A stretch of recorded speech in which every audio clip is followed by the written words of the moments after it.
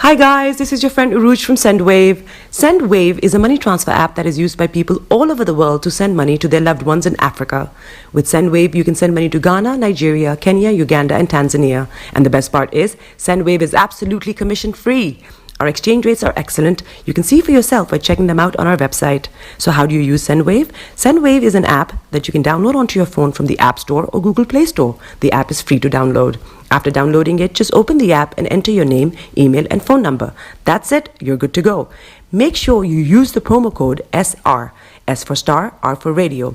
This promo code will give you £5 free credit to send to Africa on your first transaction.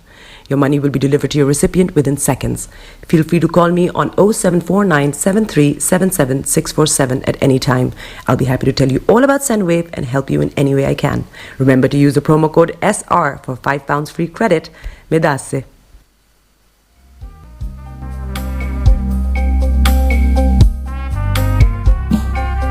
Are you looking for the fastest, reliable, and trustworthy door-to-door shipment company? Well, look no further. When was the last time your family received a shipment back in Ghana on time and in time? You are not sure?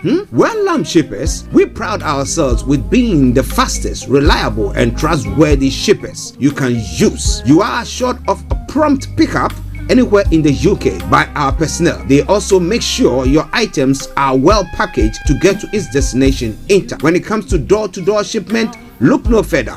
Well, Lamb Shippers, contact us on 07939009321 or 07498911820. Or you can visit our website www.welllamp.co.uk. You can also drop us a mail, info@welllamp@gmail.com. Well Lamp Shippers, fast, reliable, and trustworthy.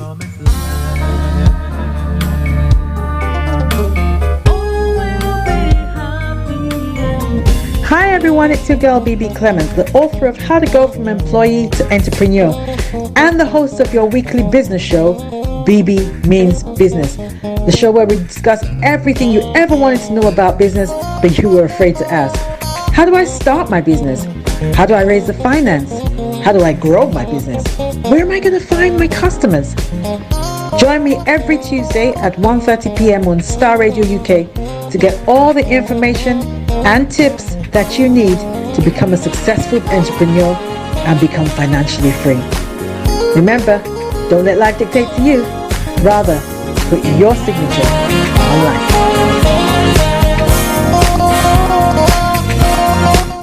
Hi there. Are you dreaming of owning your own house in Ghana? Then you will need a well-documented piece of land that is free from troubles. I highly recommend My Africa Property for any size of land that you will need. With My Africa Property, lands are available in Pram, Sopoli, Tohenia, Ogome, Dodova, Winneba, and many other locations at affordable prices. These locations are about an hour away from the airport, only 35 minutes from the motorway, 10 minutes drive from Central University College, 10 minutes drive to the beach, and close to Pram Senior High School and Ghana Men's Soccer Center of Excellence. For more details, visit our website www.myafricaproperty.com or call our UK office on 0208 123 2523. For our US and Canada offices, call us on +1 585 184 994145. You can also email us at ghana@myafricaproperty.com. Hi guys, this is your friend Uruj from SendWave. SendWave is a money transfer app that is used by people all over the world to send money to their loved ones in Africa. With SendWave, you can send money to Ghana, Nigeria, Kenya, Uganda, and Tanzania. And the best part is, SendWave is absolutely commission free. Our exchange rates are excellent. You can see for yourself by checking them out on our website. So how do you use SendWave? SendWave is an app that you can download onto your phone from the App Store or Google Play Store. The app is free to download. After downloading it, just open the app and enter your name, email, and phone number. That's it. You're good to go. Make sure you use the promo code SR. S for star, R for radio. This promo code will give you £5 free credit to send to Africa on your first transaction. Your money will be delivered to your recipient within seconds. Feel free to call me on 0749 7377 647 at any time. I'll be happy to tell you all about SendWave and help you in any way I can. Remember to use the promo code SR for £5 free credit. Medasse.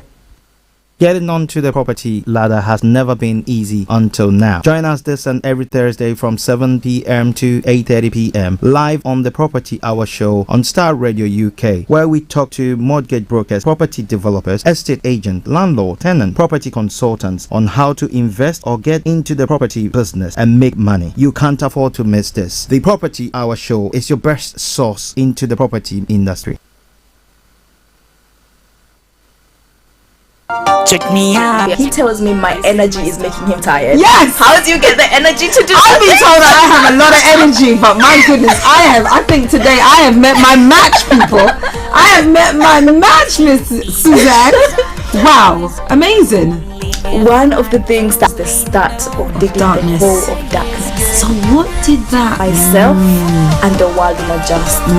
And 2019, Forget the proverbial boardroom. Join me, Simone Frazier, on The CEO, the program that gives you the driving seat over your life. Every Tuesday, 8 p.m. only on Star Radio.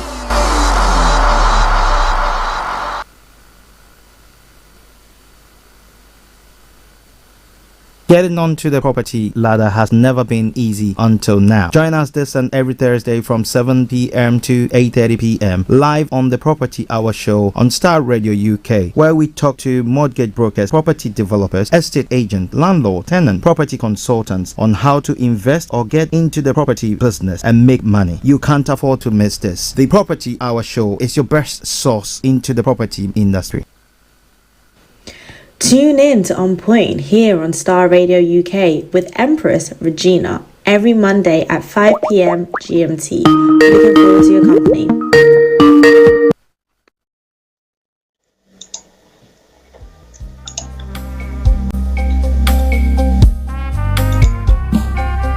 Are you looking for the fastest, reliable, and trustworthy door-to-door shipment company? Well, look no further. When was the last time your family received a shipment back in Ghana on time and in time? You are not sure?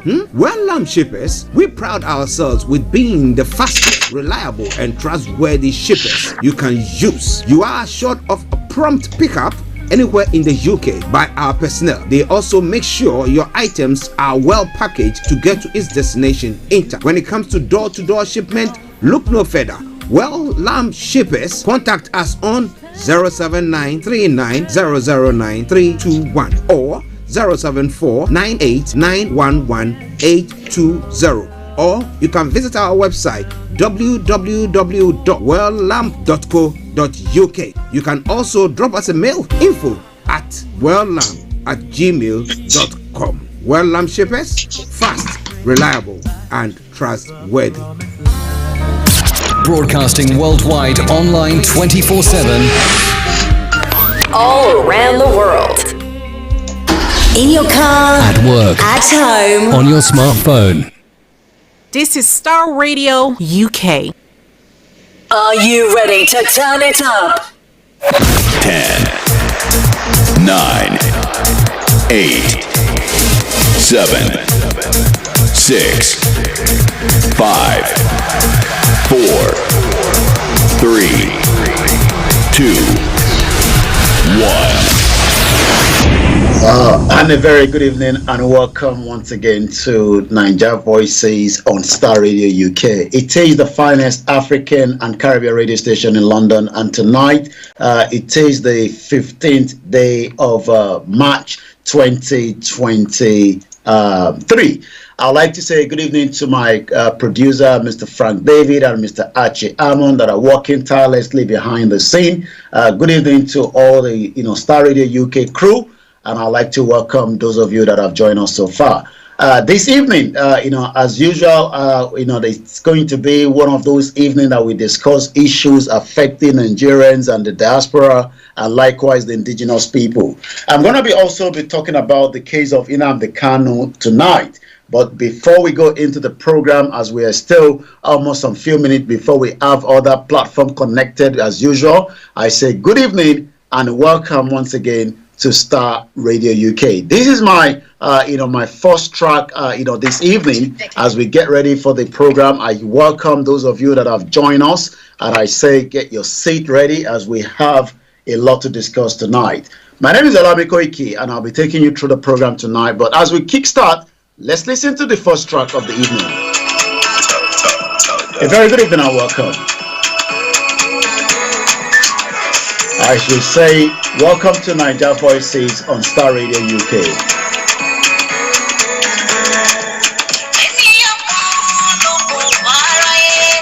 I welcome you as you're joining us. I say good evening and welcome to Star Radio UK.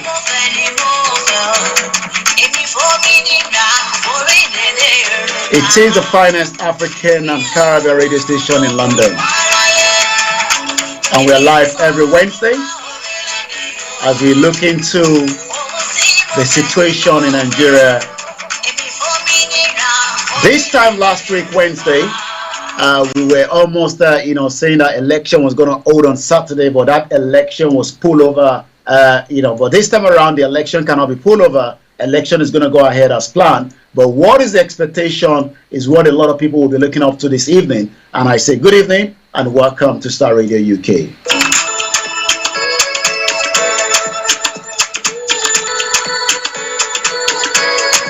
I say good evening once again and welcome to Niger Voices on Star Radio UK.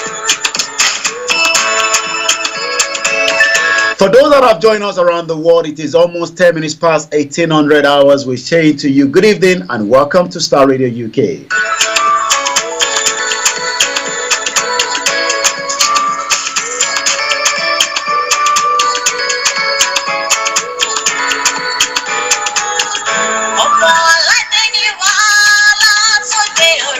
I say welcome once again.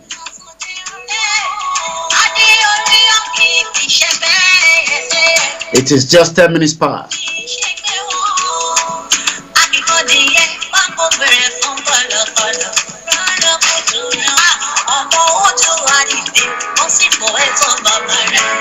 Once again, and I say good evening, welcome to Niger Voices.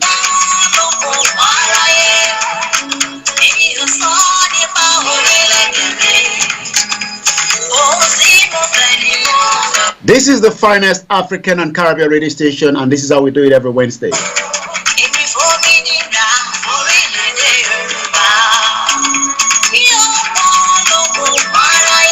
Shout out to everyone in London. I hope the weather is very good on your end.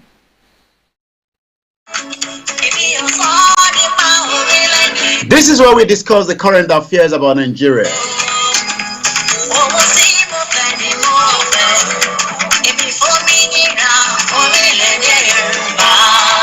Shout out to my family.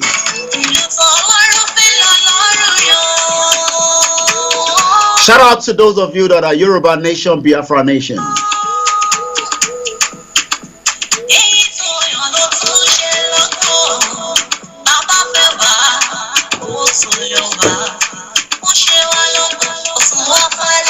My first track is Janet Orilede Mi, means my own nation.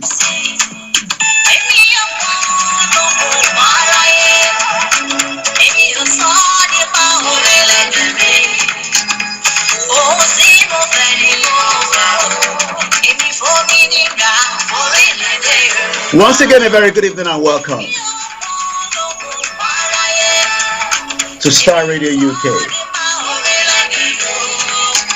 the finest African and Caribbean radio station in London. I hope you can hear me loud and clear on all the platforms, and I say good evening once again.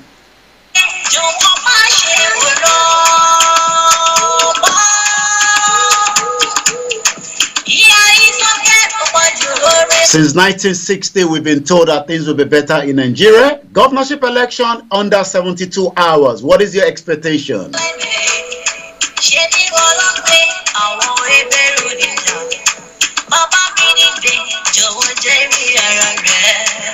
Tomorrow is the property hour on Bossman, KB Bossman. Make sure you tune in tomorrow. But tonight is all about Niger Voices on Star Radio UK.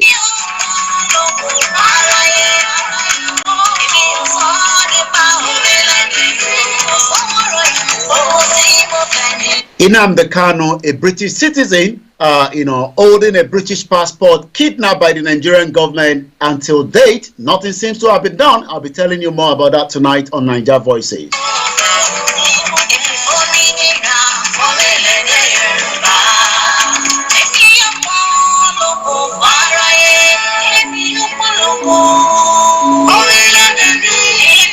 Once again, a very good evening and welcome. Shout out to Mr. Archie, and good evening to those of you that had the children with you. It's been one of those days that, when the strike goes on in UK, the NLC says they're going to be strike. I'm not too sure. They've been talking about that for a very long time. I say shout out to those of you that had the children with you over the week, and likewise today for not attending school because the teachers are on strike here in the United Kingdom.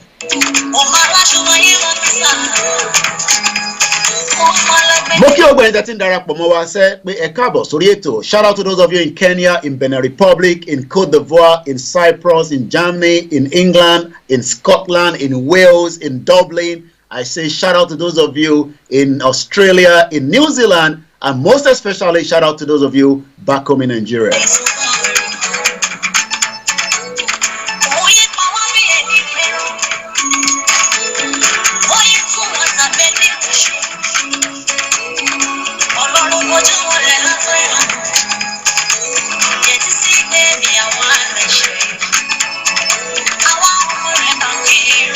Once again, a very good evening and welcome to Star Radio UK Niger Voices Wednesday edition. As the music is going to the final stage, I say thank you so much to those of you that have joined us so far, and we welcome those of you that have joined us already, as we are now almost to the final part of it. Moki gbogbo eti darapọ̀ mọ́ wa pé ẹ káàbọ̀ sórí ètò lẹ́ẹ̀kan sí, and welcome. I say good evening, and I guess we are now fully ready to go into the program. This is Niger Voices. My name is Olayomi Koiki, and I'm going to be driving you home tonight, as usual, every Wednesday. There's a lot to discuss, as usual, and there's a lot happening in Nigeria and within, the community that are also outside Nigeria. When we talk about the issues affecting Nigerians, we can continue to talk about them in big numbers. But tonight, as I normally say, we can decide to remain in Nigeria, or we might decide to say enough is enough for those of us that are campaigning for the right to self-determination. But one thing we cannot do is we cannot stop those that still believe in Nigeria. We can only convince them, because the international community believes that everybody have the right. So as much as those of us that say we want Yoruba nation, the least we can do to those that doesn't want Yoruba nation is to tell them the reason why Yoruba nation or Biafra nation is much better than Nigeria. But you cannot force those that still want to be part of Nigeria. You can't force them. We can encourage them. Good evening to you, Mrs. Olushola Davids. Welcome to you, DZ123. Mrs. Esther, good evening. Sule Ade, good evening. Bedu Magazine, good evening, my big uncle, and shout out to you. Yesterday, I was watching Bedu Magazine after one of his programs, and as usual, I believe we're on the same page. I know a lot of people disagree with us. People think that they're going to take Lagos from us.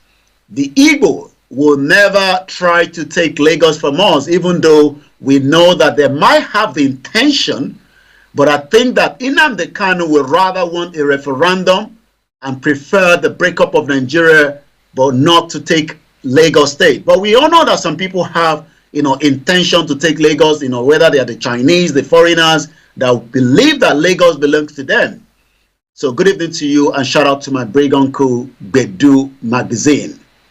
Shout out to those of the media that are working tirelessly to the right to self-determination. This is Star Radio UK, and this evening, 18 minutes past. We have up to 8:30, which is about 20, 30, 24 hours clock here in UK, where I'm going to be discussing everything.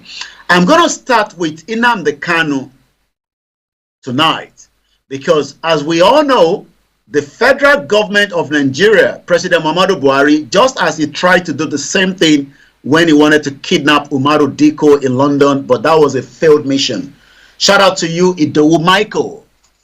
Good evening to you, Sonope. Good evening to those of you that have joined us, and once again to those that are listening to me on all the other platforms as well. Shout out to those of you on the MixLR. My name is Olayomi Koiki. Star Radio UK comes up every Wednesday, and we discuss the current affairs happening in Nigeria. We look at issues, but tonight I am discussing the issues surrounding Nnamdi Kanu, and I'm asking the question: how valuable is your British passport? I mean, a lot of us say we have the British passport. I don't know about Americans, but I'm going to focus my conversation around the United Kingdom and those of us that have that passport. Shout out to those of you on the Instagram. Good evening to those of you that are listening to me around the globe. This is Niger Voices on Star Radio UK. Who is Mazi Nnamdi Kanu, and how important is he to the Biafra, to the Southeast, to the federal government, to the international community? Maybe some of you are not aware, but I'm going to be telling you that we are also going to be having a new British High Commissioner in Nigeria, and that is Dr. Richard Montgomery. Dr. Richard Montgomery, we're going to be taking over from Katrina Lang in the next few weeks. So by April, Katrina Lang, the former British High Commissioner that should have looked into the case of Mazi Nnamdi Kanu, will be leaving. And then we're going to be having a new Prime Minister, a new British High Commissioner to Nigeria. The relationship between Nigeria and the UK is very, very important. And that means that those that represent the British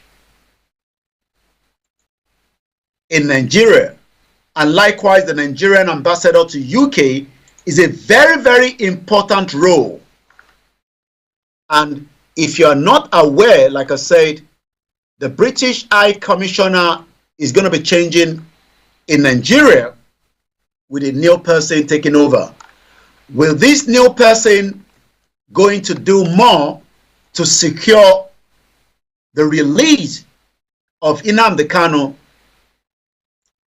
or are we going to continue to see this game being played, that Nnamdi Kanu remain in the custody of the British High Commissioner? I mean, sorry, in the hands of the DSS rather. I'm going to be telling you what Katrina Lang is saying regarding Nnamdi Kanu as well. But tonight, how important is it that those of us that have the British passport, are you concerned for the near future should your children have problem with any African countries, most especially those of us from Nigeria, and then you travel to Ghana on holiday, and then your child calls you and say, "Mommy, I have been kidnapped by the Nigerian government or any other African country," but the focus tonight will be Nigeria, because that is the country we are discussing tonight. How do you react as a parent finding out that your daughter, your son has been kidnapped and then removed without due process back to Nigeria? How do you react? Good evening to you, Richard Alabi, my brother, uncle back in Nigeria, watching all the way from Lagos. Shout out once again to those of you that have joined us on all the platforms. Good evening to you, Akim Badmos. Good evening to you, Erinle Olusegun Adekunle. I want you to follow me carefully, because it is important, because most Nigerians probably does not understand that even with your British passport, I don't think you are safe should you travel out of the UK and then you have issues with maybe the Nigerian government, and then the Nigerian government decides to kidnap you and return you back to Nigeria without due process. The question then is, as a parent, how do you react to such news is the question. Good evening to you, Wasiu, Aziz, Joseph, Daniel, and the rest of you that have joined me tonight. My name is Olayomi Koiki.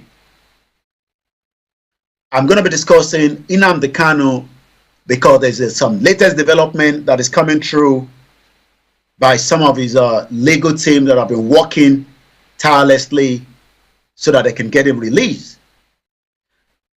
First and foremost, who is Nnamdi Kanu and what is Nnamdi Kanu fighting for? Wasiu Taiwo, good evening to you. Adam Olamilekan, City Boy Adewuyi, good evening. Omotosho Olawumi, good evening to you. Should we be concerned that even with a British passport, you can still be kidnapped in 21st century? I mean, the British passport today, let me look at the ranking of the British passport for those of us that have that passport and thinking that that passport will be able to secure your traveling from point A to point B. What is the passport index saying regarding those of you that have a British passport? For those that have the British passport, according to the passport index, this is the organization that tells you some of the strongest passport in the world. The British passport is ranking number 5 according to the global passport index. The British passport currently, as of today, ranks 5th place according to the Guide Passport Ranking Index. It provides visa-free access to 189 countries, but does it also guarantee that should I travel with a British passport to Kenya, I will be secure to return back to Britain without being kidnapped by the federal government of Nigeria because of my views, because of my disagreement, because of what I'm fighting for? How important is this British passport for those of you that are probably not concerned, because it has got to do with Nnamdi Kanu? He's an Igbo man, he's a Biafra man, and we don't care about him. Are you also going to wake up one morning and your daughter, your son, because of their views with the government in Africa, travel with one of the most powerful passports in the world and eventually end up in a country by rendition and kidnapping? What do we understand by rendition? Because a lot of people do not understand what the federal government have done to Nnamdi Kanu. But who is Nnamdi Kanu is the question. Not everybody knows Nnamdi Kanu. Maybe we should allow my engineer to give us the back picture of Nnamdi Kanu, and then maybe some of you might have seen Nnamdi Kanu just as Sunday Igboho, Dr. Oloye Sunday Igboho, is now also outside Nigeria because of his views, and the reason why is because the federal government of Nigeria disagree with Sunday Igboho. But tonight, I want to focus with Nnamdi Kanu because Nnamdi Kanu traveled to Kenya with a British passport. But today, Nnamdi Kanu is kidnapped, rendition, back to Nigeria because of one reason, and one reason only. Nnamdi Kanu is calling for the disintegration of Nigeria, not by war, but by a peaceful means, by asking the federal government to conduct a referendum and decide whether the Biafra wants to remain as part of Nigeria.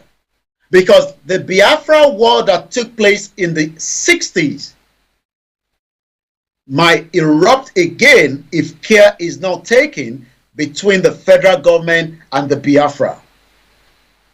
So I am asking again tonight, how important, how valuable is this British passport that some of us have spent over 2 decades in the UK trying to obtain this passport because of our circumstances in Nigeria, and we don't want to live in Nigeria anymore. We've decided to come to UK and settle here. It took some of us about 20 years before obtaining that British passport. That is if you are not born directly in the UK.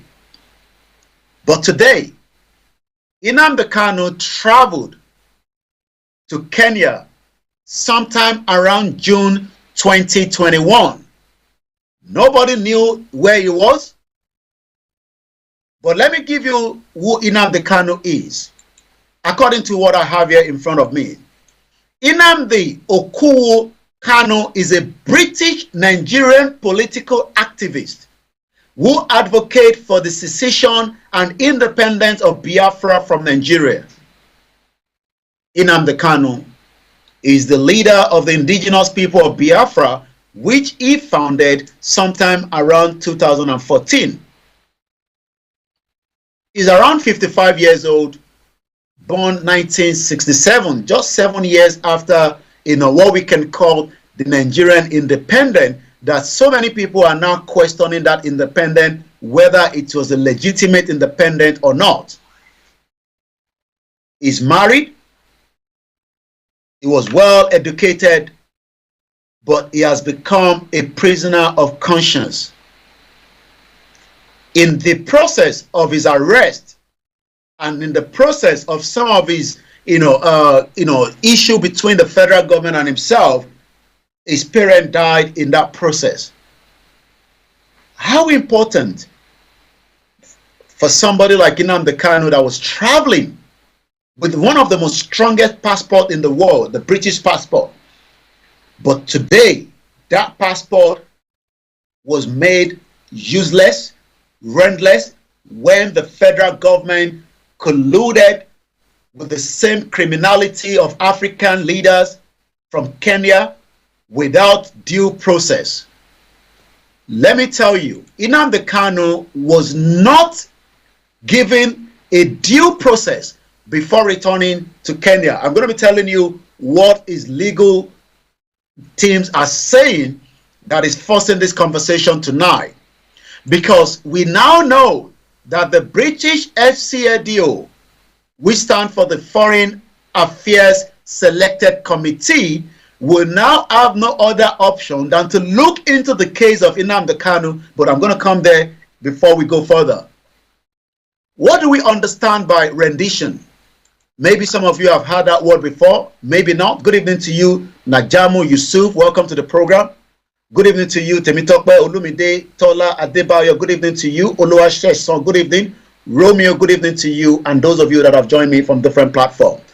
I am discussing the latest update on Mazi Nnamdi Kanu. It could be anybody, it could be me, it could be you, traveling with a British passport, or I don't know, maybe American passport. But my focus tonight is the British passport, because we know that Nnamdi Kanu did not travel to Kenya with a Nigerian passport. But the question is, what gave the federal government the right to decide to kidnap him?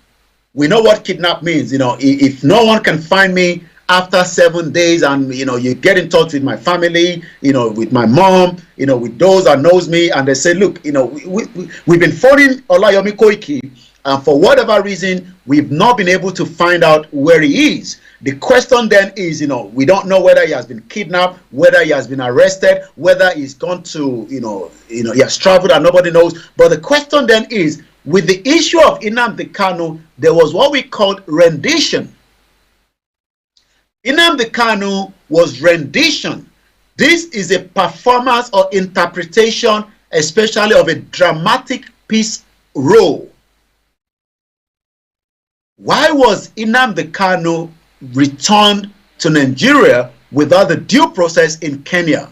Why was the federal government not allowing, his family, his followers, those that knows him, to know that Nnamdi Kanu is now in our hands in Kenya, but we will go through the legal rule. And this is why we are saying, for those of us that say Nigeria is not a country and does not respect the rule of law, and should you think that this has nothing to do with you, let me remind you that Omoyele Sowore has gone through the same process, and he was kept in Abuja for more than 2 years without traveling back to the US, even though we know that his case was almost not as the same with Nnamdi Kanu. Good evening to you, Mrs. Adenike Adelekon Balogun. Good evening to you. May good, welcome to the program. Once again, how important is you that have the British passport, hoping that you can travel around the world, but the federal government of Nigeria can decide to kidnap you? Umaru Diko, let me take you back to Umaru Diko. Some of you might not have heard Umaru Diko. Umaru Diko, at some point, was almost kidnapped by President Muhammadu Buhari, then a military dictator. Umaru Diko kidnapped. I'm going to give you Umaru Abdurrahman Diko was a Nigerian politician. He was an advisor to the then President Shehu Shagari that served as a minister for transportation from 1979 to 1983 when President Muhammadu Buhari, now the president in a civilian democratic rule, that still thinks that he's operating as a military dictator. Because Umaru Diko kidnap was foiled just in time before the Nigerian aircraft would have returned him back to Nigeria, and nobody would have knew that Umaru Diko was in that aircraft. Just the same way Nnamdi Kanu was kidnapped in 2021. Let's talk about the failed attempt by President, then Major General Muhammadu Buhari, that has done the same thing during the civilian rule without respecting the rule of law. The question then is, how do you want those of us to still remain Nigerians when rule of law is not respected? If the president believes that Nnamdi Kanu has committed an offense that has already been trashed even in the court, because all the 15 count on Nnamdi Kanu has been crushed by the court in Nigeria, but yet Muhammadu Buhari, the current president, refused to release him. But this is Buhari then in the uniform. He still believes that he's operating in the uniform and he must disrespect the rule of law as a democratic president. And that is why those of you that are suffering today in Nigeria will continue to suffer because of the nepotism, because of the subjugation, because nothing seems to be working, even up to the Supreme Court telling the president to allow the currency, the whole Naira note. We're going to come to that. But my focus tonight on the Star Radio UK is to talk about the case between the federal government, the British government, and Nnamdi Kanu. Why is Nnamdi Kanu still in the custody even after the court has acquitted, discharged Nnamdi Kanu? This is Star Radio UK, and this is how we do it every Wednesday. And I say good evening to those of you. If you're watching us for the very first time, I will probably say, this is how we welcome you to the program.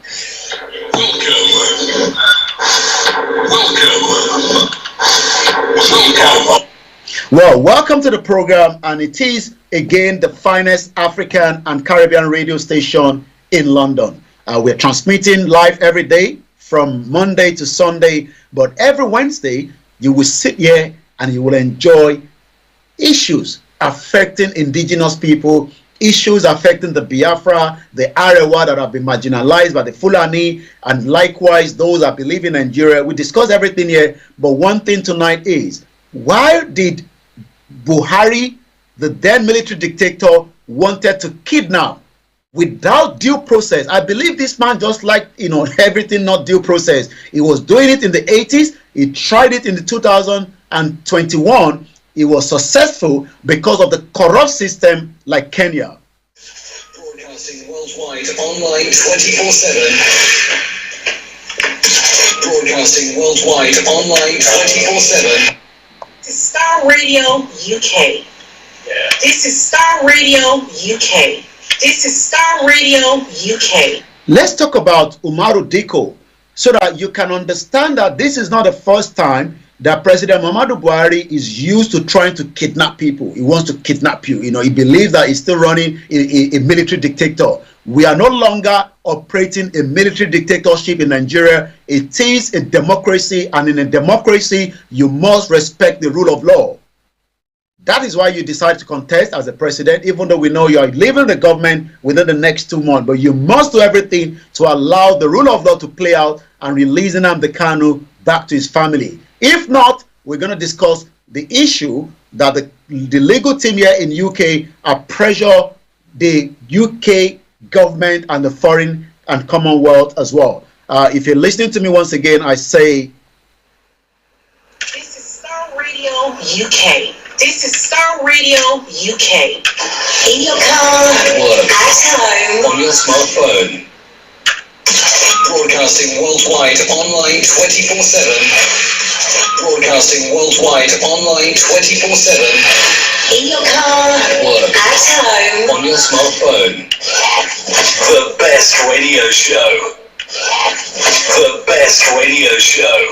The morning show. The best radio show. And it is the best radio show. Shout out to my mom. Good evening to you and welcome once again. You know, love you so much. Good evening to you, my beautiful, beautiful auntie Bimileke. Good evening to you, my beautiful auntie Temi. It doesn't rhyme, so I put his comment out there. Good evening to all our grandmothers and our grandfathers. And you're watching a live transmission on Star Radio UK. If you are not following us on Twitter, just say yes. I'm not going to upset with you. Good evening and shout out to you, Blessed Shinyere. Good evening to all the Biafra and welcome once again. Invite your colleagues and let's discuss the issue why Nnamdi Kanu is still being held, you know, by this criminal government that we can call them because they're not listening to the rule of law. Buhari tried the same thing in the 80s and that's what we are discussing. And let's continue with the program. Shout out to my producer once again and welcome to the program. Shout out to those of you that are listening to me on all the platforms, and I hope you can hear me loud and clear.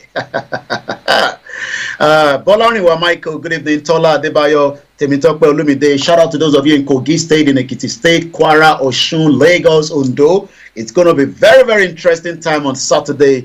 I can't wait. Something is going to be happening in Nigeria on Saturday. It's all about the election, and we look forward to that as well. Shout out to you, Emile Oluwasegun. You also said Umaru Diko was put in a crate, but void by a secretary that quickly called for the police attention. You're quite right. We're getting very there. Good evening to you, Idowu. Good evening to you, Deep Cyphers. Oh, it is working. Okay, I don't know what is working. You know, you say it is working. Temi, yes, I know you're there. You know, you don't like putting the comment out there, but I can feel your energy. Good evening to those of you that are listening to me. This is the Finest African. This is where we talk about the truth of what is affecting as many Nigerians and those that say, Yomi, please, I beg, no come in Nigeria, I be Biafra. Me, I be Biafra boy, you. Yes, you have the right to call yourself Biafra because we know that the election of 1959 was the first election that was rigged by the British government. And I'm going to be telling you what Katrina Lang is going, and we're going to have a new UK Prime Minister, UK High Commissioner to Nigeria. I'm going to be telling you that. But the British High Commissioner says Nigerian politics is fascinating. As bright future, says British High Commissioner. I don't believe that. I disagree with her, but we're going to come back to that. My focus tonight is, let's go back to Umaru Diko. Umaru Diko was not a clean politician, just as the politicians today, they are all criminals. You know, they steal money there and there, you know, money that is meant to be used for the project. Imagine Umaru Diko is like a Rotimi Amechi, the criminal. Most of them are criminals because what they do is, you know, they use the they use the opportunity serving Nigerians to siphon money, and then we know that the past Minister for Transportation Rotimi Amechi was telling us that they couldn't protect you, and he was telling the government, but that's not where we're going. So let's go into Umaru Diko briefly at 1842. In all my interaction with the British authority, I stood my ground that the federal government had to do with the adoption of Umaru Diko. Why was Buhari trying to adopt and kidnap Umaru Diko? He wanted to bring Umaru Diko back. This is what the BBC, in November 12, 2012, had to say on their website. The 4 Nigerian kidnap plot. And let's take a look at it. In London in 1984, a team of Nigerians and Israelis, these are countries that work with the government then and creating this havoc, attempted to kidnap and repatriate the exiled former Nigerian minister Umaru Dikko. Umaru Dikko, who had fled Nigeria after the military coup, was accused of stealing then $1 billion. Wow. So much money have been stolen from Nigeria, and you ask yourself, good evening to you, Mrs. Oladejo Mary, good evening to you, Omobolaji Abdullahi, Odekoya Kunle, good evening to you, and good evening to Dorcas Kazim, and once again, shout out to those of you that are listening. It is coming up to almost 1900 hours. That is 7 p.m., but it's still about 15 more minutes. Umaru Dikko was not a clean politician, just as the politician today. We saw Ibori was a criminal. He was jailed here in the UK. Alaye Masiba, ran away, dressing like a woman. Today, allegation of kidney between, the UK government and, Ike Kirimado is still ongoing. We can't talk about that, but we know that it's an allegation. But one thing is the Nigerian politician, if somebody said there's no sound, can you tell that person to come in and out of the program? Because I believe that we have sound in all the platforms tonight, maybe from your own end. Good evening once again, King Mirado, and welcome to the program.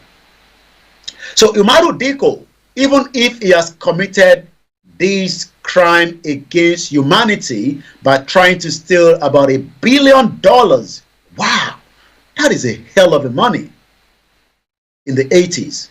Imagine what that could have done, in fixing some of our transportation problem. But today, you can still not travel freely from one end of Nigeria to the other because there is no good transportation, and the road network has become a problem because of the terrorism happening in Nigeria. But in 1994, President Muhammadu Buhari, then a military dictator in this uniform, gave the go-ahead to kidnap Umaru Dikko. And that was the same thing he did by kidnapping rendition Nnamdi Kanu back to Nigeria. But the pressure now is, why are they still holding Mazi Nnamdi Kanu? So the plot was foiled. I'm talking about Umaru Dikko. The reason why Nnamdi Kanu issue was like that is because we believe from what we are told that Nnamdi Kanu was actually even sold out anyway by some of those that say that we're fighting for Biafra. They gave him out for peanuts. It doesn't matter how much they were paying them by the governor of Imo State and the rest of these criminals that were thinking that they were part of the dusk, and then now they're fighting, the autopilot. They've sold Nnamdi Kanu out, but that is not where we're going. Nnamdi Kanu has the right to travel around the world. It could be anywhere he wants. But one thing is, how valuable is the British passport? Because those of you that are saying that, hey, come here, come here, your son, your daughter will be kidnapped one day by these criminals that call themselves African leaders. And then you will cry out, and then nobody's going to rescue you. Because the case of Nnamdi Kanu is something that we should be discussing on a daily basis, because he was not traveling with a Nigerian passport. Nnamdi Kanu was traveling with one of the most strongest passports in the world, British passport, and yet he was kidnapped, rendition, tortured. And even though he has been told by the court that all these charges are, bogus, discharged and acquitted, but Buhari still refused to allow him to go. But let's go back to Umaru Dikko. The plot of the kidnap of Umaru Dikko was actually foiled by what we can call a young British custom officer named Charles David Morrow, who has now told the BBC World Service Witness what actually happened.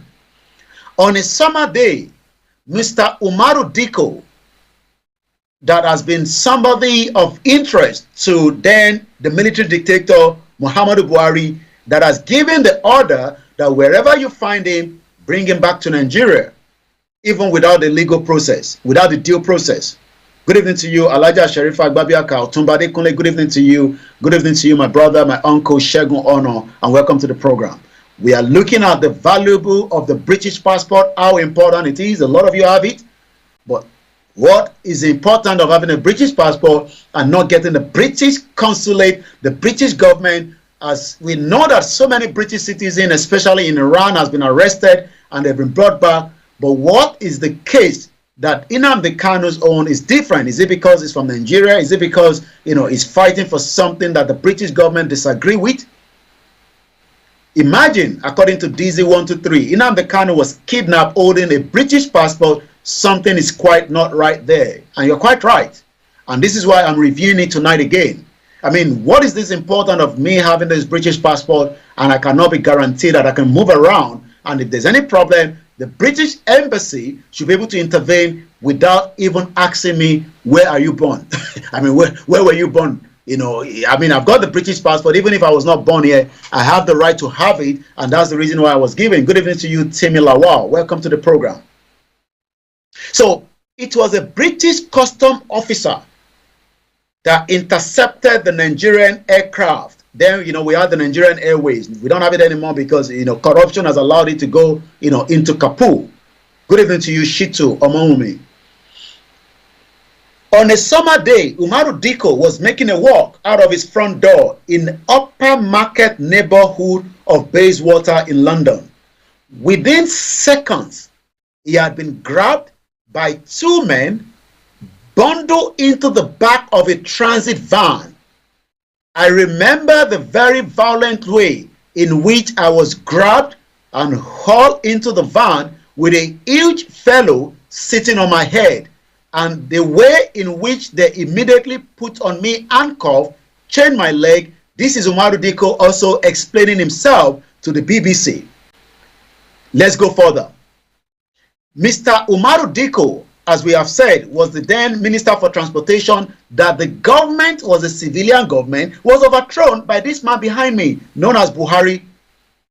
You might think he's a good man now, but he actually destroyed the 1979 democracy that we had in Nigeria by overthrowing a civilian government by saying that they were corrupt. Under his nose today, corruption has scaled through, economy has been damaged, security is not there, education is zero, there's no job for Nigerians.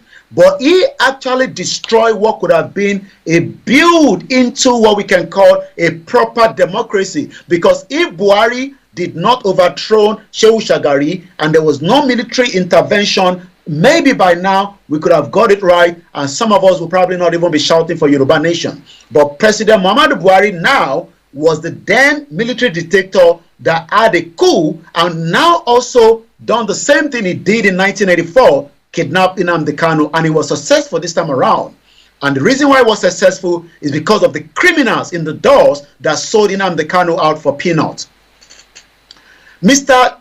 Umaru Diko had been the Minister for Transportation in the government of Shehu Shagari until he was overthrown by the military coup by the end of 1983. He fled to London, accused by the Nigerians' new ruler of embezzlement, a charge he has always denied. Labeled Nigeria most wanted man, a plot was hatched to get both him and the money back. I'm not sure whether they even got the money back, even though they never got him back. I don't even know where the money is. Whether the money is there in UK, somewhere in America, in Swiss, we don't know. I don't have evidence to back that tonight. But what we can tell you is the extraordinary plan was to kidnap Umaru Diko, drug him, stick him into a special made crate and put him on a plane back to Nigeria alive. And who gave the order? It was then the military dictator behind me, Muhammadu Buhari. This was put together by some of the Israelis that has been known to have been former Mossad agent. Alexander Barak was recruited to lead the kidnap. It included a Nigerian intelligence officer named Major Muhammadu Yusuf and an Israel nationalist, Felix Abiboto, and Dr. Levy that injected Umaru Diko. Like I said, Umaru Diko is not a clean man himself. He's a criminal. Anyway, the kidnappers switched vehicles in a car park by London Zoo and headed towards Stansted Airport, where a Nigerian Airways plane was waiting after they've injected Umaru Diko. Was it the way that Nnamdi Kanu was also, bundled back to Nigeria is the question. And my question tonight is, what as Katrina Lang, the UK British High Commissioner, what has been his effort? What has he said? What has he done, in trying to make sure that Nnamdi Kanu could be released and returned back to UK? We know that she's leaving, and we have a new person coming. But let's go quickly now to what the press release that we got. The Foreign Affairs Selected Committee inquiry published submission on behalf of the British citizen Nnamdi Kanu.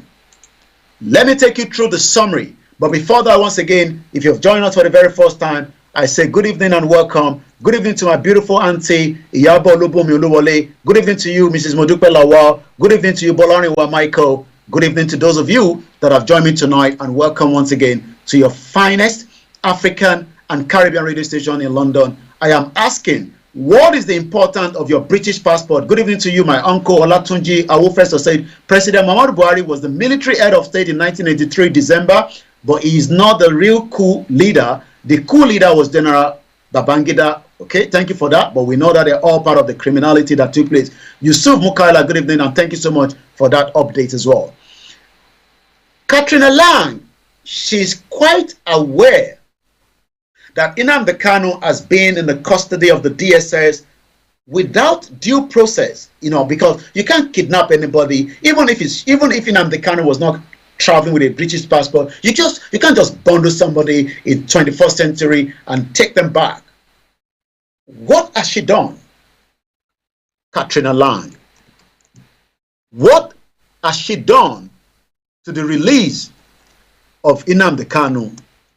Let's see if we can find anything to back that tonight. Once again, we're reviewing and asking ourselves, should the British government, especially their representative, done more in making sure that Nnamdi Kanu got what we can call a fair treatment? There's been a lot of cases, the IPOB have raised alarm over alleged plot to assassinate, the killing of Nnamdi Kanu in the custody, but it's, things. Nnamdi Kanu writes the US, the UK envoy over his trials. This was January last year. There's a lot of press release. The United Nations tells Nigeria to unconditionally release and compensate Nnamdi Kanu, but this is a government that doesn't agree with Nnamdi Kanu and his legal team. Immigration, the UK envoy admits such. Okay, no, we're not talking about the British, the visa application. Kanu denied visiting British envoy to discuss the IPOB matter. This was just after Nnamdi Kanu was picked up in June 2021. Nnamdi Kanu British passport remains in Kenya. I mean, how did we get to where we are? That a British citizen is just being left to to die in the custody of a country like Nigeria that doesn't care about human rights. Good evening to you, okay, Abisoye, my brother, my uncle. Welcome to the program. Aderonke Oridatu, good evening and welcome, man. Temilawa say, let me tell our people that you, Koiki, have been trying in your part.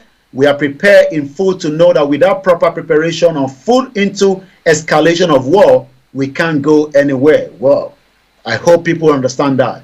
Omobalaji Abdullah says Somalian passport is even better than British passport. Mazen Amdekanu said we should go apply for Somalian visa right now.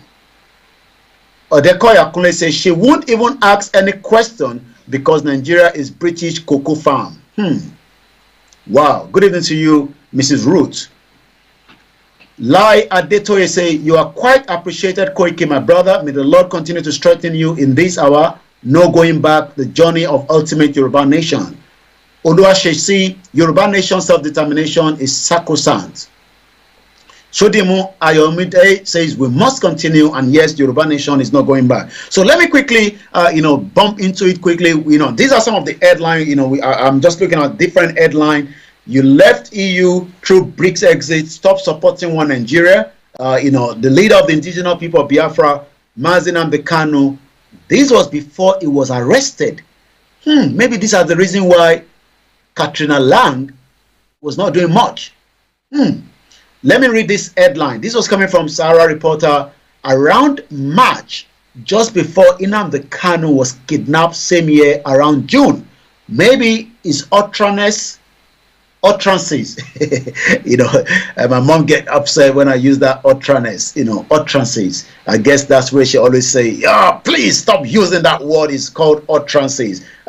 She always, moan around, that pronunciation. So it's called utterances. So I have to keep controlling to make sure that I get the right conversation and the right pronunciation. It's called utterances. So the utterances of Nnamdi Kanu, probably somebody like myself, some of my utterances might not be pleased with some of you.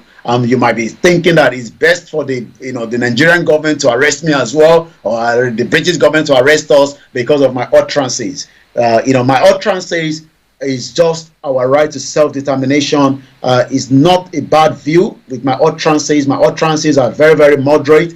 Yes, it might look to you like, we are calling for violence. We're not calling for violence. We are asking the government to respect us as Yoruba people that wants to exit, what we can call the contraction, because Nigeria is a contraction where you cannot get access to the basic things of life. So my utterances is not something that you should be concerned about. You should be concerned about your government that is not putting the rule of law by trying to kidnap Mazi Nnamdi Kanu. Natek Electrical, good evening to you and welcome once again. Abiodun George, an evil country where the evil people are controlling, God will deliver us. Welcome to the program, our mother Omolara Iyawajala, and good evening as well. So let's continue into the program. And again, if you've just joined me for the very, very first time, we normally also welcome you, and this is how we do that when we say welcome to Star Radio UK. Worldwide, online, 24/7. Okay. This is Star Radio UK. This is Star Radio UK. In your car, at work, at home, on your smartphone. Broadcasting worldwide, online, 24/7. And also we do like this.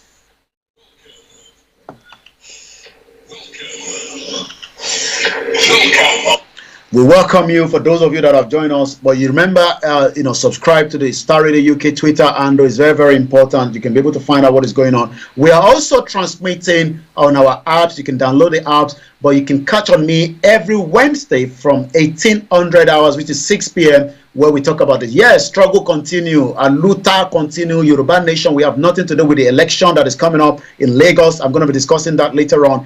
We have nothing to do with any political party, but Nigerians and the Yorubas that still believe in Nigeria have the right, according to the British government, the America, to their civic right, even though the British High Commissioner was telling us that the election might not be as best as you can think, but we can just manage it. Really? Broadcasting worldwide, online, 24/7. Broadcasting worldwide, online, 24/7. Once again, this is Star Radio UK. This is Star Radio UK. This is Star Radio UK. Now let's go back into Nnamdi Kanu. Time is fast gone.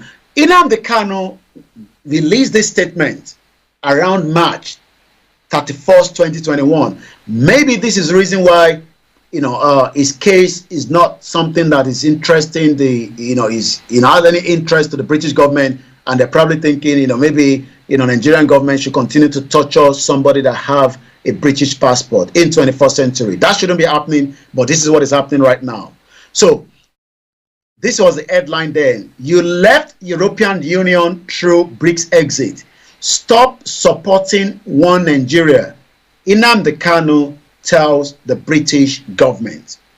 Maybe his utterances was the reason why he's not getting a lot of support today, but still, it is still wrong for someone holding a British passport.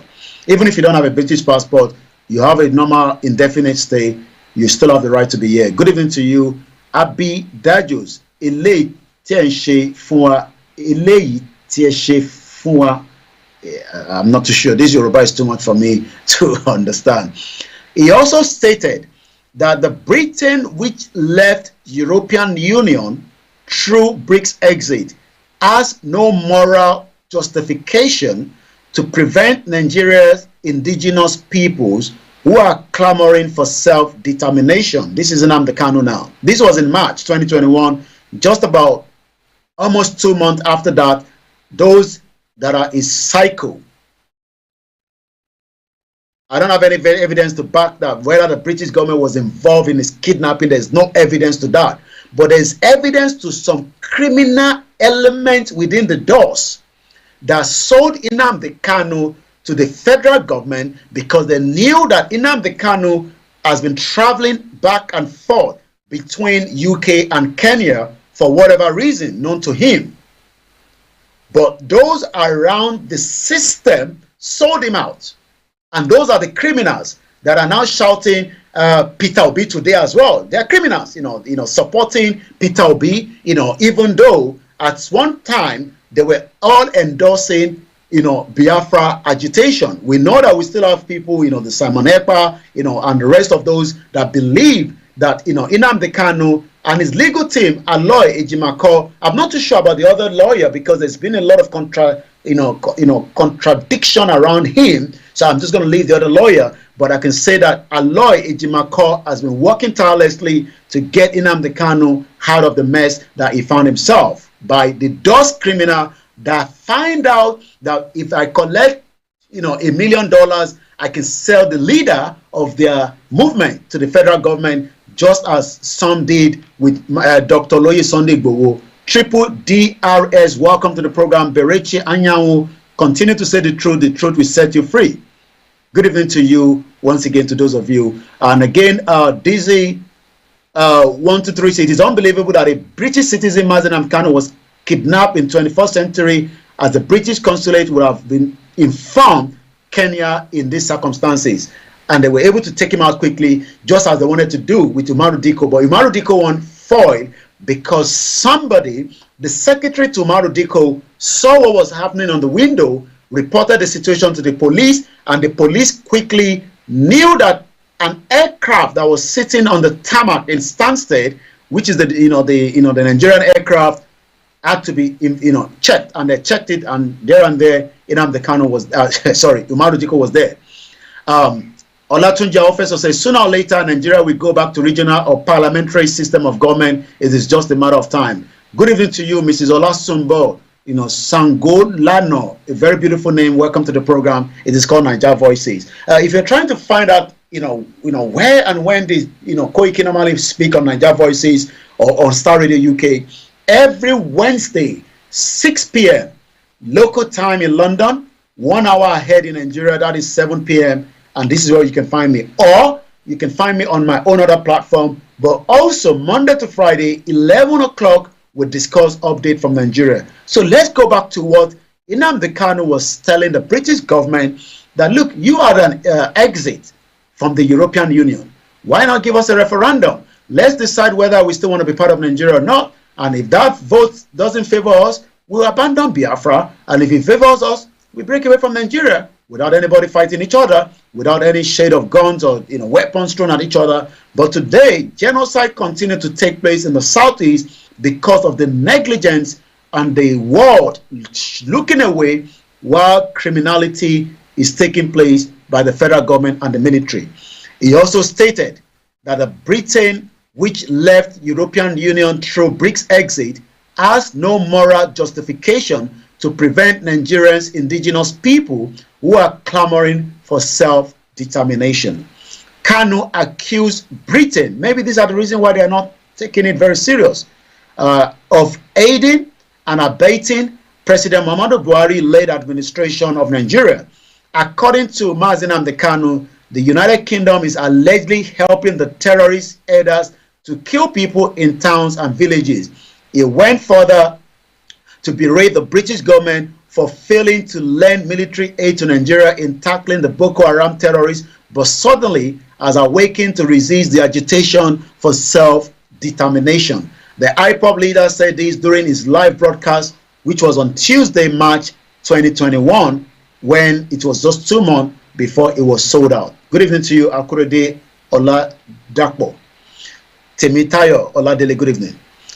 Katrina Lang, the British High Commissioner to Nigeria, she's going to be leaving. I'm going to give you all the details of the new High Commissioner that is coming through, and I'm going to telling you more about this new individual that is taking over from Katrina Lang from April next month.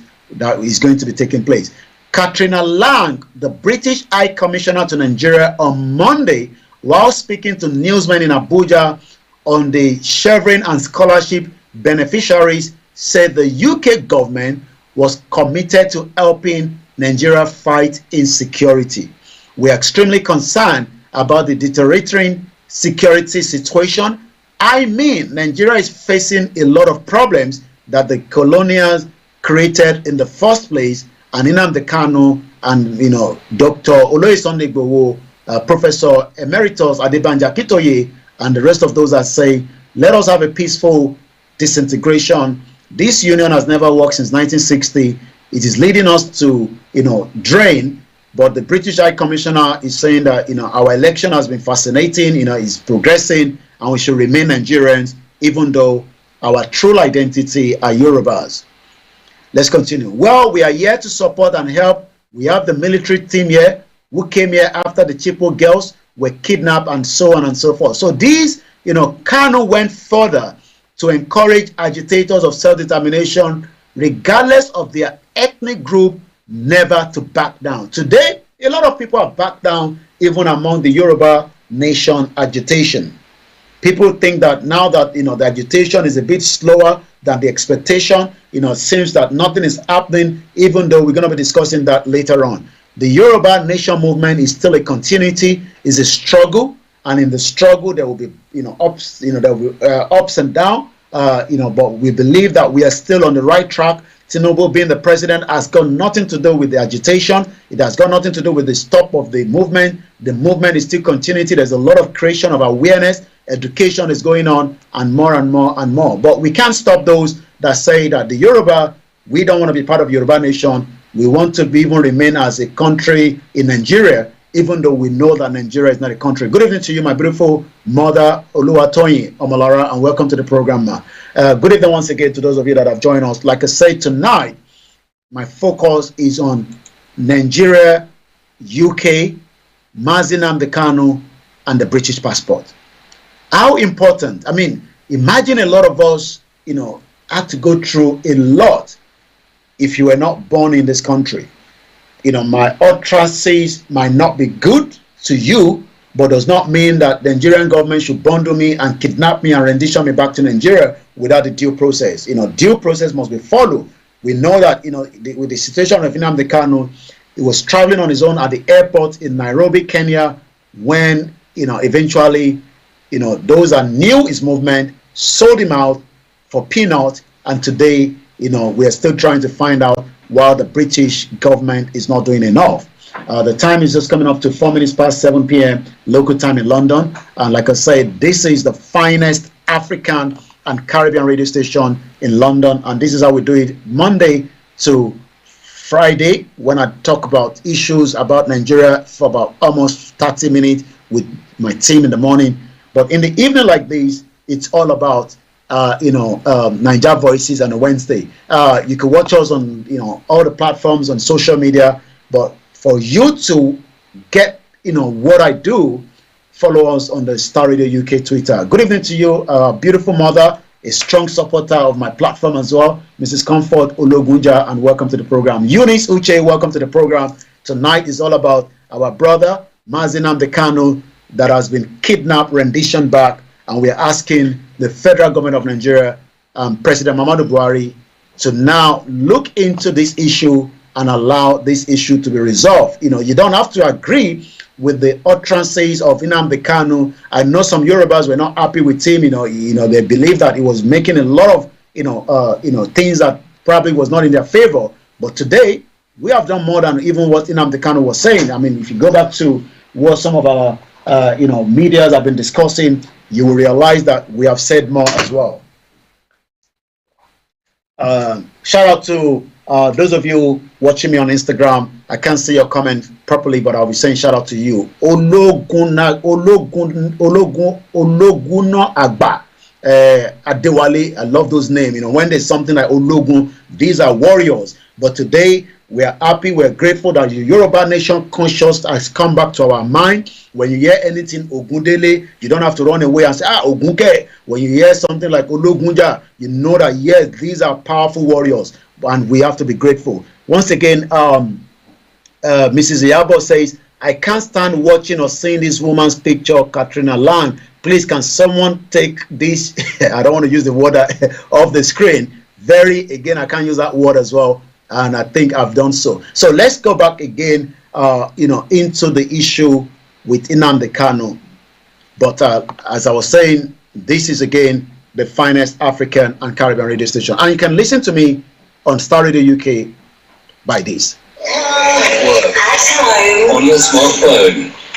In your car. Work. At home. On your smartphone. Shout out to those of on your smartphone. Let me quickly take your comment. Comrade Plan B, you say Yoruba Nation, good evening. Omoda Milari, good evening. You also said nothing will ever change in this contraction called Nigeria. Shout out to those of you on the Mix LR tonight, and I say good evening to each and every one of you as well. We appreciate you for being there all the time, listening to us. Once again, this is Star Radio UK as we continue to ask the question, what has been the offense of Nnamdi Kanu that the British High Commissioner and likewise the British government, the Foreign and Commonwealth Development here in UK has not done a lot to make sure that Nnamdi Kanu, is released from Nigeria, even though we know that the court has already said Nnamdi Kanu should be left alone.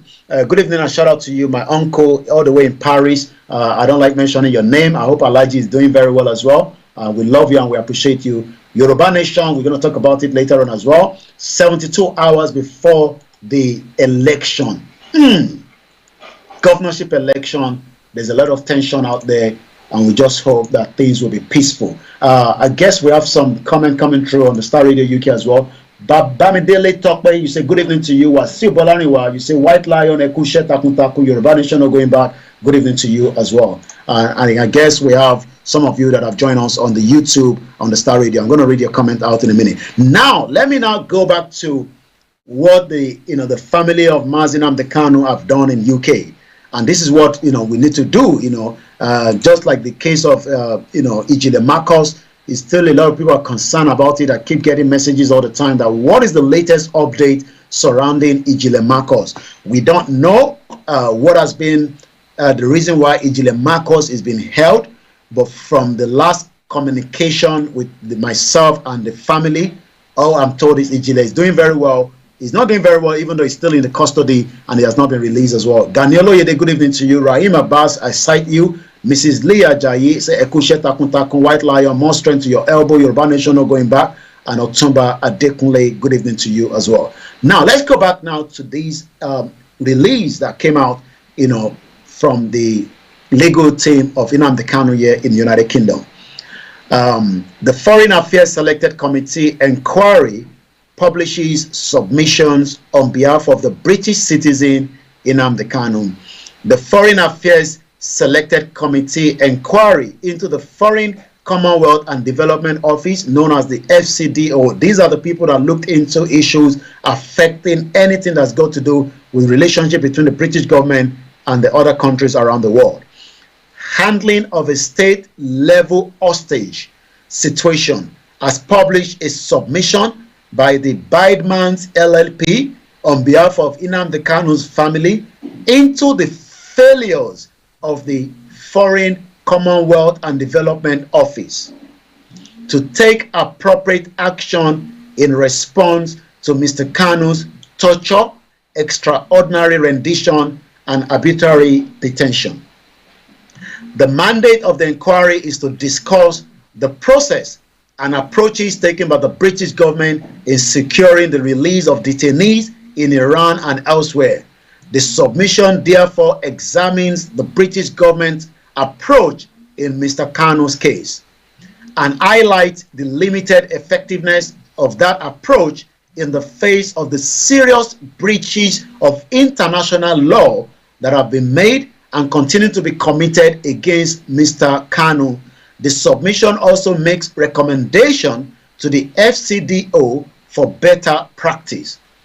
Good evening to you, Mrs. Sakina Amawomi, and once again, shout out to those of you that are watching us tonight on the Star Radio UK. Let's take you back again to, some of the situation that Nnamdi Kanu found himself. Mr. Kanu is a British national who ordinarily reside in the United Kingdom with his wife and children. On the 19th of June 2021, Mr. Kanu was abducted from the airport in Nairobi, Kenya, and detained, tortured for around 10 days in Kenya. Nobody knew where he was until the federal government thought they caught a big elephant and brought him to, in front of the camera and say, oh, we're having Nnamdi Kanu, and, with handcuff, and think that, that would just be like that. How did you find him? How did you get him? Did you do the due process? Did you follow, the international protocol? Remember that Nigeria has, a lot of rights to be respected under international law, but Nigeria continued to operate like a zoo. He was then tortured for almost 10 days inside Kenya. He was then subject to extraordinary rendition from Kenya to Nigeria to face criminal persecution in relation to his activities with the indigenous people of Biafra, because some of his utterances is something that President Muhammadu Buhari is not happy with.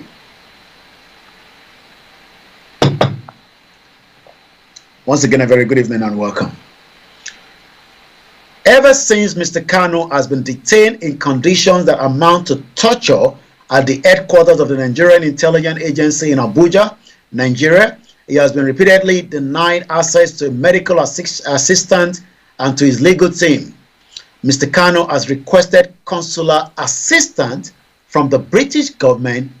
This is where, again, I know you don't want to see the face, but this is the person in charge of everything that's got to do with the British consular in Nigeria until first week of April, when somebody else take over, Katrina Lang. Let's take this message now. He has been repeatedly denied access to medical assistance, and to his legal team, Mr. Kanu has requested consular assistance from the British government, but the British High Commission officials have been permitted to visit him on only 5 occasions.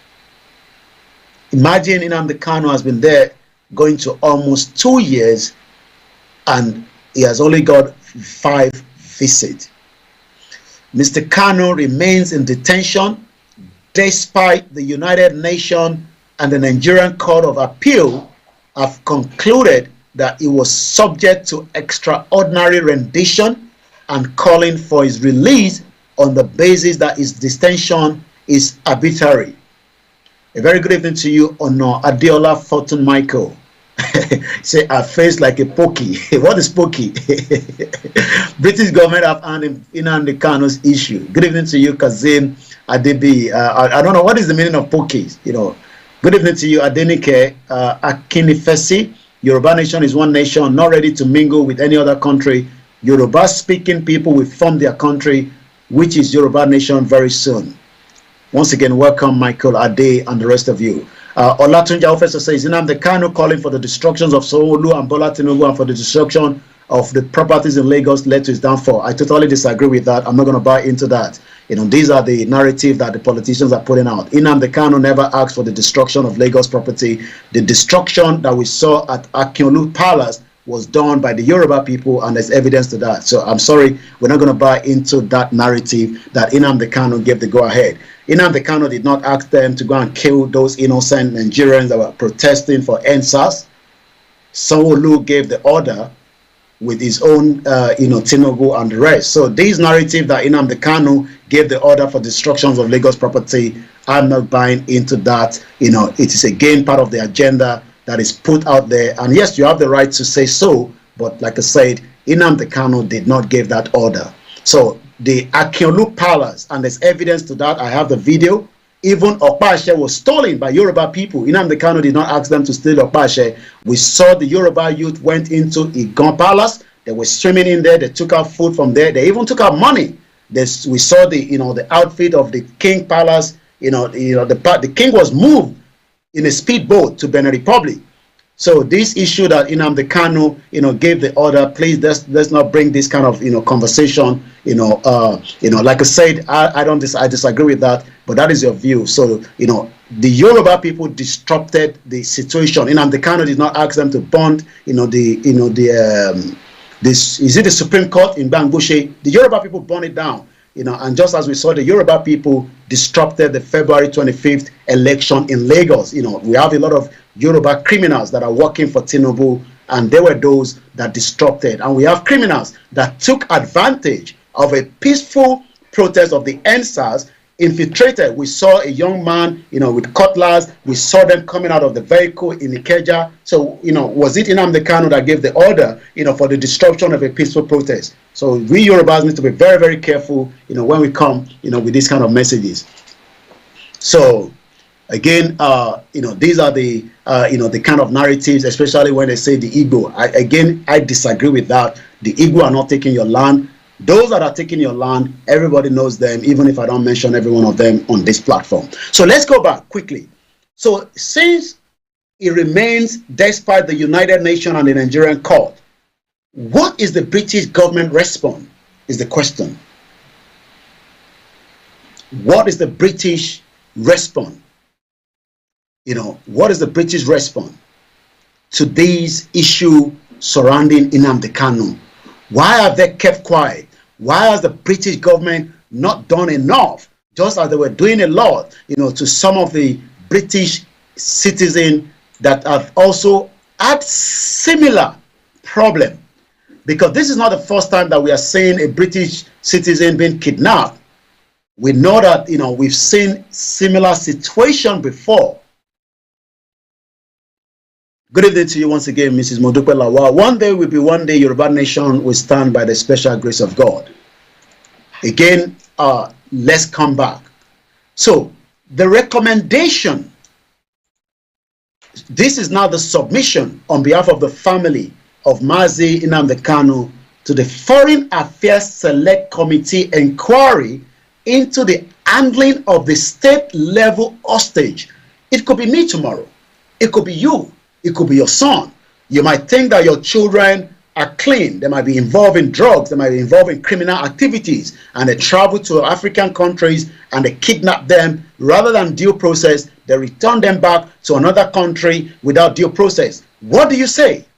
Some of our children have got British passports. Some of them are traveling. Imagine your son traveled to Thailand, and because, maybe there was a drug found in his bag, he's not the one that put the drug there, and eventually, the case has not been handled properly. And this is why we have to be very, very concerned today.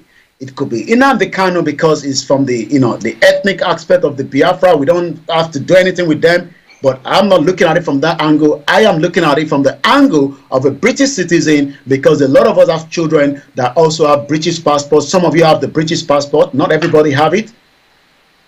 Afunshaw Felix, good evening to you.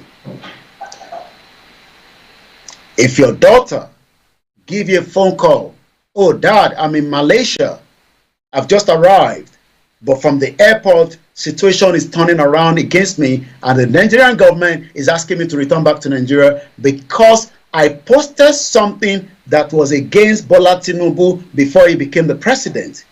Do you think that it might not happen?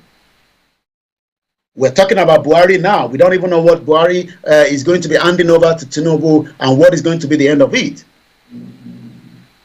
So the British government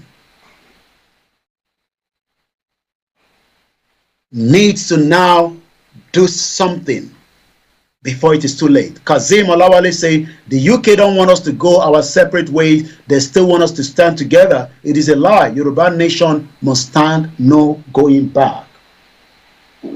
Wow, happy birthday in advance to our beautiful mother, the back-end team, Mrs. Omolara Iyabo Ajala. Happy birthday in advance. Shout out to my big auntie, Sarah Oyelowo. I understand we don't love each other, and that is why we say allow the Biafra to go, allow the Yoruba to go, allow everybody to go their separate ways, and there will not be this hatred among each other. This hatred that we are fighting against now was all put together by the British government in 1914 but we leave the foundation. We're talking about we're trying to catch something at the top when we should deal with the foundation from the bottom.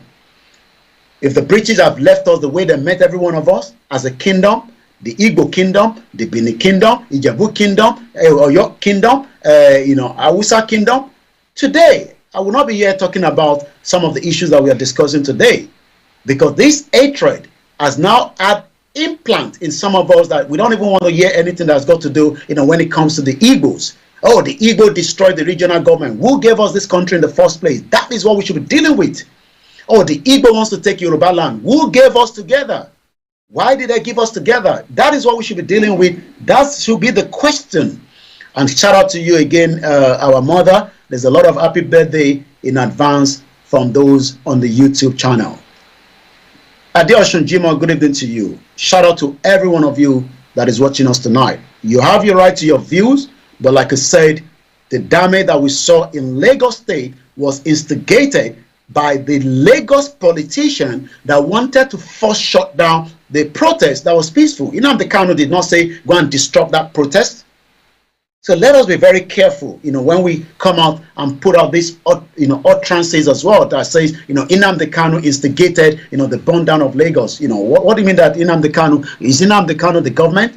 Sanwo-Olu is running all up under the frown, and we're going to find out. I say, I remain no participation in any political party, and as we say, I will allow the rule of law and the civic rights of Nigerians to play out on Saturday. Whatever is going to happen on Saturday, so be it. I know some of you don't like that views. Whatever is going to happen on Saturday, so be it. Nigerians have been tortured for a very long time, and for something to erupt, something must start. The case of Nnamdi Kanu is going to be a case that some of us, 40 years down the line, your children will have to come back and review what I'm doing today. Because we are standing for the truth. I am not standing for the truth because Nnamdi Kanu is just fighting for Biafra. I am looking at it as a British citizen. I live here as well in this country. So if I live in this country and I respect the rule of law of this country, and that means that should anything happen to me as someone that have been accepted into the society, then I must also be giving all the, the foreign support, especially if it's got to do with something that Nnamdi Kanu is also facing today. It could be Nnamdi Kanu today. It could be your own daughter tomorrow. It could be you tomorrow. You could be traveling and your bag, your suitcase got mixed up. Somebody could drop something in there and you could say, wow, I don't know anything about this. And before you know, boom, we've seen issues like that. So let's now look at the submission, and then we start moving into the next final lap of this program. Once again, Catherine Alan is leaving next month. Madi, peace. Because Nigeria and Nigerians are not honest to themselves, our race is a shame. Thank you so much. Keep the comment coming. Once again, happy birthday in advance to Mrs. Omolora Iyabo Ajala and those that are celebrating their birthday as well. And I have somebody that was celebrating as well, but I don't want to go into too much details of that. This submission is made to the Foreign Affairs Select Committee inquiry into the handling of a state-level hostage situation. The mandate of the inquiry is to discuss the process and approaches taken by the British government in securing the release of detainees in Iran and other similar situations. In doing so, it will aim to assess the likely impact of the FCDO. So we can only hope that the legal team here in UK that last year also were able to get what we call a court injunction, and I think I have that somewhere here. Once again, a very good evening to those of you that have joined me so far. Nnamdi Kanu case is something that we can review continuously, but Mr. Kanu's family is represented by John Alford and Sharon Maka of Biden LLP, together with Charlotte Kilroy, KC of the Blackstone Chambers, and Tyan Itwell of Dart Street Chamber. So you can see that money is being put together, and this is what we say to some of our Yorubas as well. when you're going to use some of these legal team, it is not free. They are not doing it for free, but they are doing whatever it takes to bring to the British government the case of a British citizen in Nigeria. And we have almost similar situation. The only difference between Chief Sunday, Dr. Sunday Igboho, and Nnamdi Kanu is that Igboho was almost going to be taken to Abuja as well if the government had, the split seconds. They were ready to do so. But we are grateful, and we continue to be grateful to one man that stood throughout the night to make sure that the case of Dr. Oloye Sunday Igboho, that could have been a similar situation to Nnamdi Kanu today, was stopped because our father, Professor Adebanji Akintoye, made the move to involve the lawyer that went out quickly and say, Igboho is not a criminal. Yes, he has been stopped in Benin Republic at the Cotonou airport because the federal government, during the invasion of his home, has already released information that says, should you find this individual anywhere in any airport, please do take him. Does not mean that he was a criminal. So Igboho and Nnamdi Kanu today would have been in Abuja, and we will probably don't know what is going to be happening today. So Dr. Oloye Sunday Igboho has been released. He's still in Benin Republic, but he's got his freedom back, even though some expect him into Nigeria to create chaos. Igboho is not a criminal, and he has been doing and is working tirelessly on a daily basis ever since he joined the struggle to the Yoruba nation self-determination. And we will continue to be very grateful should those that were surrounding Nnamdi Kanu knew ahead that Nnamdi Kanu has been kidnapped in Kenya. Nnamdi Kanu would have been able to be pinned down to Kenya, and then the federal government would have not been able to take him back. So today, as we move to the next segment of the program, it is not about being the Igbo man. It is about telling the truth that will probably be used to support the next person that might even be an Hausa man that has a British passport, but because of his view. Daddy Yati today is no longer to be found. Daddy Yati was kidnapped. We don't know whether he's alive, he's dead, by the governor of Kaduna State, El Rufai, because his utterances is different from the utterances that they expect him to say. Even though he's an Hausa man, we don't know where he is. So we will continue to be grateful, and we will stand shoulder to shoulder with Mazi Nnamdi Kanu and likewise Dr. Sunday Igboho. Now let's come back to 2023. So many things is going to happen this coming weekend. And I can only advise some of us, as much as I know we all have different views when it comes to this election. My take is, I can only advise you that election is not going to work. We've seen how election has been played out in Nigeria. It has not favored anybody. But we know that some, it does not matter what you tell them. Election to them is do or die. And even if I say to Yorubas, vote this direction on Saturday, trust me, not everybody's going to buy into that. But why is this governorship election 2023 a game changer? For those that believe in election, I don't believe in any election in Nigeria. Election has been rigged, and the first one was rigged by the British government in 1959. And we saw how election was rigged as well in 1979. Let's hear from the Shehu Shagari election of 1979 and how it was disputed by the then Zik and our late father Obafemi Awolowo. So election has always been rigged in Nigeria. This is not the first time that election has been rigged. Election was rigged in 1959 to favor the Northerners. The censor was rigged. Do you know that the federal government has postponed the censor? I don't know what censor they're trying to bring up when the country itself, is divided. But this is how it's all happened in 1979 after the election.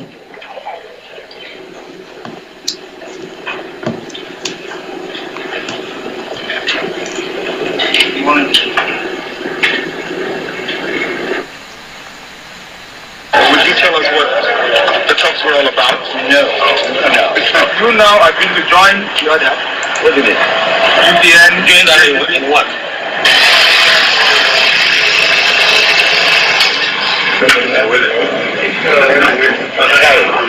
On behalf of our three political parties, and in the name of the vast majority of the people of Nigeria, we reject in its entirety.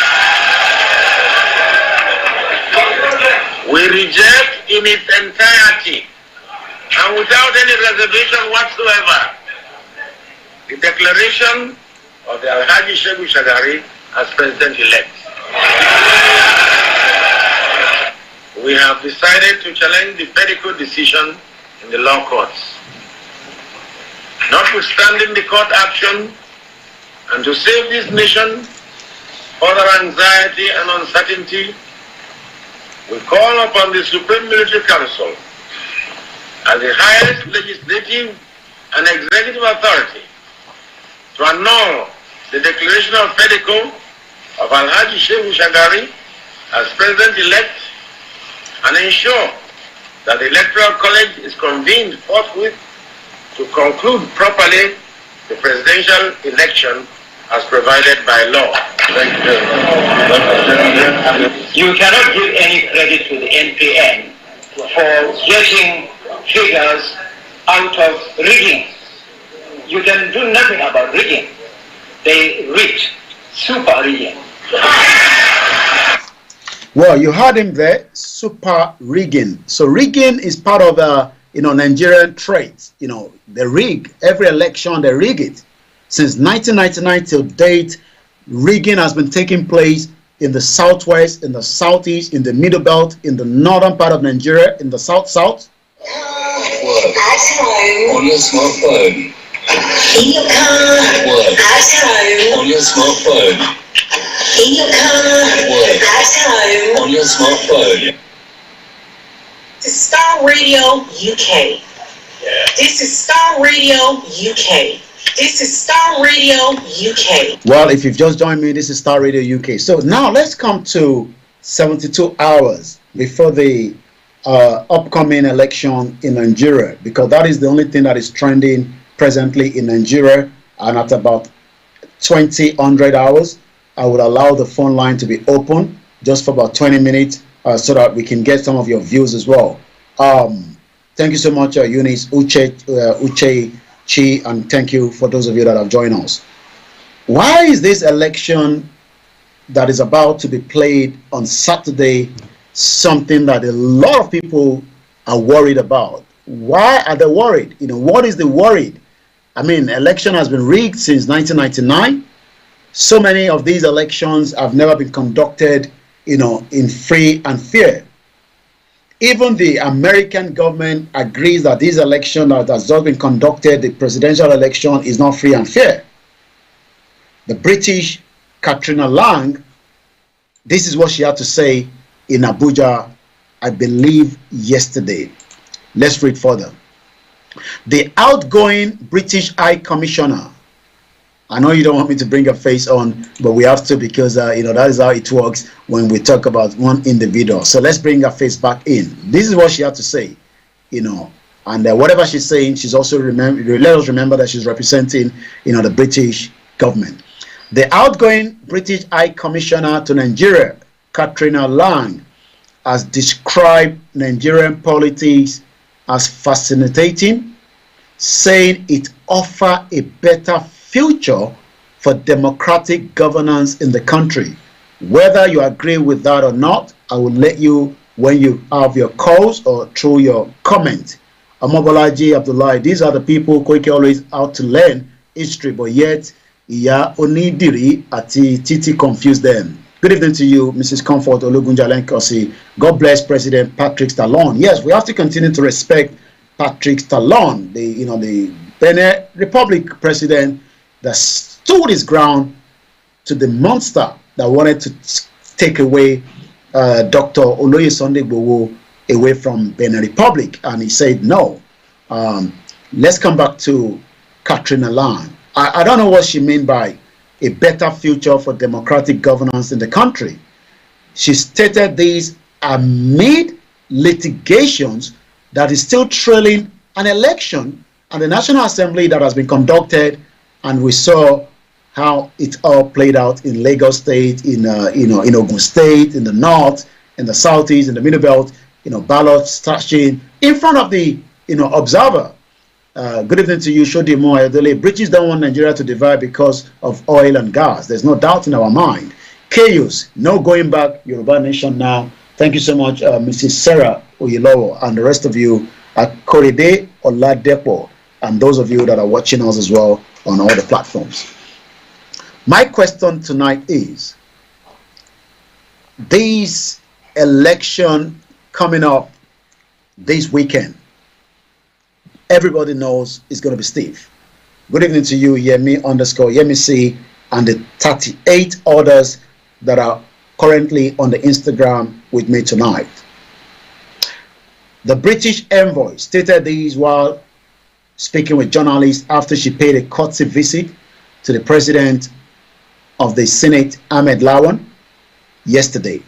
She said, despite controversies that greeted the process of the election by some political actors, the nation politics was fascinating and portended bright future for the country. Do you agree with her views? Do you agree that we have better future ahead in Nigeria?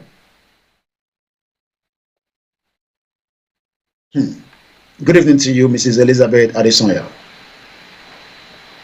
Ijaya, up Yoruba Nation, no surrender, no retreat, no surrender. Welcome to the voice. That is the voice. When you get that voice in a message, you will understand that is Ijaya the general. Thank you so much. The British government representative is saying to us that this bright future of Nigeria, whether the election was rigged, whether there's no rule of law. Remember that we have been talking about almost close to 2 hours of the same British High Commissioner that probably 5 times, according to what the legal team of Mazi Nnamdi Kanu is saying, paid him a visit. Yet, they can't get him out. They are now telling us, she's telling us that there's still a bright future for us in Nigeria. What is your take on that? When you get this kind of, message from diplomat like her, how do you feel? Especially those of us that are looking up to, the diplomat to be fair, neutral. Do you think that she has been neutral all her time spent as an High Commissioner in Nigeria? And like I said to you, Obailegushi is trending. And I'm going to be telling you why Obailegushi is trending. Because Oro has been fixed for this Saturday, and Obailegushi is now warning non-indigenous women to respect tradition at Etiosa. How are you going to respond to that? I don't know yet, but we're going to come back to that. There's just so much happening on the Twitter, and Nadeko is trending. I'm not sure why Nadeko is trending. Also in Bayelsa State, about 2 hours ago, commuters and residents are stranded on the east-west road along Zarama Market Bridge, Bayelsa State, as the youth besiege the area to express displeasure over alleged beheading of an indigene by suspected, guess what, Fulani terrorists. What is going on in Nigeria? But the British government representative is saying the election might not be smooth, the election might not be perfect. Gapsin_Tilly, good evening to you and welcome. Good evening to you, Grandma Princess Adebimpe Adeniyi Awoniyi. She only went to Nnamdi Kanu to make jest of him because she knows that Nnamdi Kanu didn't like her. How many of you are following us on the Twitter, on the Star Radio UK? I'm going to be telling you the new British High Commissioner is a male that is going to be joining Nigeria in April. So we're going to talk about him and some of his, CV as we have it. His name is Dr. Richard Montgomery. Has been appointed as the British High Commissioner. But for now, till April, we still have Katrina Lang representing us that are British citizens, because some of you are British citizens. So that means, I know some of you have dual citizenship, but again, as long as anyone representing you outside Britain, then they are still part of us. Let's go back to what she was saying yesterday. She said, I have made very good friends. She said, I love Nigerian music.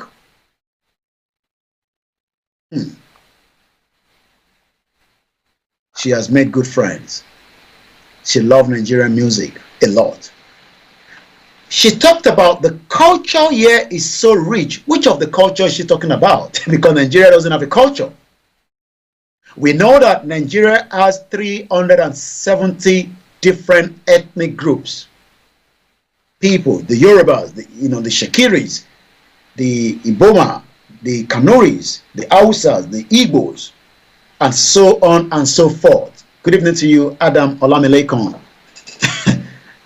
I can't say that word. Trust me, I wish I can, but I won't be able to say that. Disney Man 123 said, we disagree with Katrina. I don't want to use the other word because she hasn't defined what she meant by bright future. In 1990, 14 naira to £1. Good evening to you once again, my brother Gapsin_Tilly. I love those of you on Instagram, and I can feel your energy, and likewise those of you on the other platform. I'm streaming onto Instagram tonight. Let me come down to the level of our language. Katrina Lang is sọ fún wa pé òun kí wa, òun nífẹ̀ẹ́ Nàìjíríà. Democracy wa lè má dá nísìn, àmọ́ ní ọjọ́ ọ̀la ó máa dá. Ìyẹn arábìnrin tó wà lẹ́yìn mi, òun ló jẹ́gẹ́ bí diplomat àgbà fún àwọn ìlú tá à ń pè ní United Kingdom ní Nàìjíríà. Òun lọ ní April, arákùnrin mi ń bọ̀ láti ìgbà tí wọ́n ti mú Nnamdi Kanu, bí àwọn agbẹnusọ ẹ̀ ṣe sọ fún wa pé ẹ̀5 péré ni ìyá yìí àti àwọn diplomat lọ yọjú sí Nnamdi Kanu. Orí ètò Star Radio UK ní aago 8 ó fẹ́ lọ lù, èní ní 15th oṣù kẹta nínú ọdún 2023. Àgbéyẹ̀wò tá à ń wò lálẹ́ ni pé ǹjẹ́ ẹni tó ń travel pẹ̀lú British passport gẹ́gẹ́ bí Nnamdi Kanu tí wọ́n mú ní Kenya ní June 21st tí wọ́n rendition ẹ̀tọ́ kidnapper, ǹjẹ́ ó bá ẹ̀tọ́ mu ní ilé ayé tá wà nísìnyí? A ti rí ẹ̀rí dájú pé ní 1984 ọ̀gágun níjọ́ náà lọ́hùn tí a mọ̀ sí Muhammadu Buhari bẹ́ẹ̀ ló ṣe fẹ́ kidnap Umaru Dikko, ìyẹn former minister for transportation, fún ẹ̀sùn pé ó jí owó tó lọ sí $1 billion tó ti lọ bí almost 625 million pounds. Àwọn Israeli àti dókítà kan ni wọ́n gún lábẹ́rẹ́ níbi tó ti ń rìn nínú London tí wọ́n fi gbé lọ sí airport ní Stansted tí bàálù tó dé láti Nàìjíríà tó fẹ́ máa gbé padà, àmọ́ sẹ́kítírì Umaru Dikko òun ni kò jẹ́ kí wọ́n rí Umaru Dikko gbé lọ. Àmọ́ a mọ̀ dájú pé Buhari rí Nnamdi Kanu jí gbé láti Kenya nítorí pé àwọn kan ní ara àwọn ọmọ Biafra ni wọ́n ta Nnamdi Kanu. A mọ̀ pé wọ́n fẹ́ ṣerú ẹ̀ fún bàbá wa náà, Dr.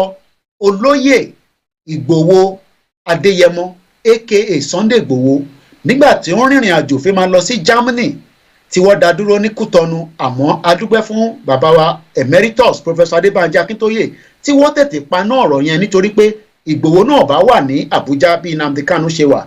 In táwọn agbẹnusọ fún Nnamdi Kanu wá ń sọ fún àwọn tá a mọ̀ sí Foreign and Commonwealth ni pé committee, ǹjẹ́ bí wọ́n ṣe gbé Nnamdi Kanu tí ẹ̀ẹ́dẹ̀ sàn kankan sí, ǹjẹ́ ó lẹ́tọ̀ọ́, ǹjẹ́ ó dá bẹ́ẹ̀? In tí mo wá ń bi gbogbo ọmọ Yorùbá pàtàkì fáwa tí a ti bímọ sílùú yìí, ǹjẹ́ tí ọmọ wa bá ń rìnrìn àjò pẹ̀lú British passport tí wọ́n bá gbé fún ìdí kan àbí ìdí kejì tí British ò bá dá sí, báwo ló ṣe máa rí lára yín? Tí British ò bá fọwọ́ kún, báwo lẹ ṣe máa feel? Lótìtọ́ Nnamdi Kanu ni lénìí, ǹjẹ́ tó bá jẹ́ ọmọ Yorùbá míì níjọ́ míì, ó lè má máa lọ Nàìjíríà, ó lè má lọ Kenya, ó lè jẹ́ ó tẹ̀ ń rìnrìn àjò lọ Italy kí wàhálà ṣẹlẹ̀. Ó dẹ̀ ti ṣẹlẹ̀ bẹ́ẹ̀ rí nítorí pé family kan travel ní ìjọ kan ní ó rà pé ní ọdún tó kọjá tí wọ́n swim ní swimming pool kan ní bóyá ní Italy ní àbí Spain fáwọn tó bá rántí, tó fi di pé ìkànnù wọn àwọn ọmọ yẹn kú sínú omi. Ẹ jẹ́ ká gbé yẹ̀wò bẹ́ẹ̀. Ìta tó wá ń bèrè ni pé tó bá jẹ́ àwọn ọmọ tiwa ló ń rìnrìn àjò bẹ́ẹ̀ pẹ̀lú British passport tí wọ́n dá dúró, báwo ló ṣe máa rí lára tiyín? Òun là ń gbé yẹ̀wò lórí ètò tá a mọ̀ sí Naija Voices lórí Star Radio UK lọ́jọ́jọ́ Wednesday. Òun la máa pàdé wa lórí ètò náà. I'm asking again, the British government, somebody says ẹni tí wọ́n jí gbé, kidnapping, ẹni tí wọ́n jí gbé, tó bá jíyàn gbé, ìbò ló wà, a máa rí o, àwọn gbọ́mọgbọ́mọ, ẹ̀wọ̀n pé tẹ́lẹ̀ gbọ́mọgbọ́mọ ni Fúlàní ló ń jíyàn gbé nísìn. Ọlọ́run jẹ́ kó jí wa gbé, àmọ́ bá a ti ṣe ń sọ̀rọ̀ lọ́wọ́lọ́wọ́ báyìí, ọ̀pọ̀lọpọ̀ èèyàn náà sì ń jí gbé nílùú tí a mọ̀ sí Nàìjíríà. Ìta wa ń bèrè lọ́wọ́ ọmọ Yorùbá lálẹ́ gẹ́gẹ́ bí ntí Katrina Lang sọ nínú àtẹ̀jíṣẹ́.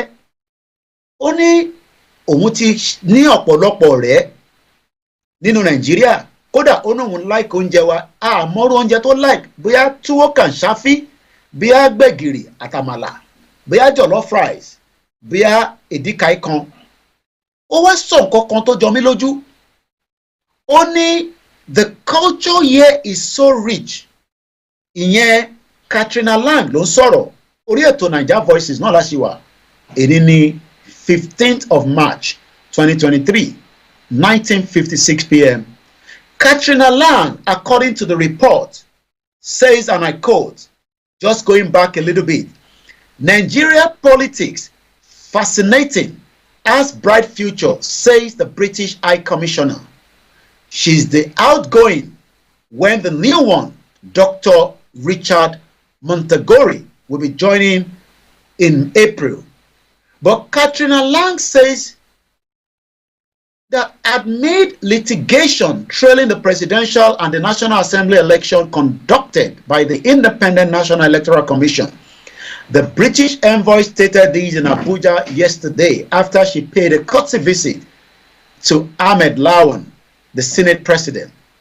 The British outgoing High Commissioner to Nigeria, Katrina Lang, has described Nigerian politics as fascinating, saying it offers a better future for democratic governance in the country. I don't know which kind of, future she's talking about. She went further to say that even despite all the controversy, she said she has made good friends. She loved Nigerian music. She's now talking about the culture in Nigeria is so rich. Secondly, the politics in Nigeria is so fascinating. I was here till the last election. I finished with this election. I am impressed with Nigerian democratic journey. Yes, a bit setback, but in overall, I see this as positive and Nigeria should be proud, but with a remarkable difference when I came in 2019. So Katrina Lang has been with us since 2019, and she's going to be leaving in 2023, April, when Dr. Richard Montgomery will be joining as the new diplomat to Nigeria. She also went on to say, Nigeria is the biggest democracy in Africa. The world watches your progress to democracy. Though there was some disappointment in the last election, overall, every Nigerian should be proud because since 1999, Nigeria has been on the right track as far as participatory democracy is concerned. The election here is very different and fascinating as you are moving to three-party system or maybe even four. This is Katrina Lang speaking yesterday on the 14th of March. I think Nigerians as well should realize that their vote counts.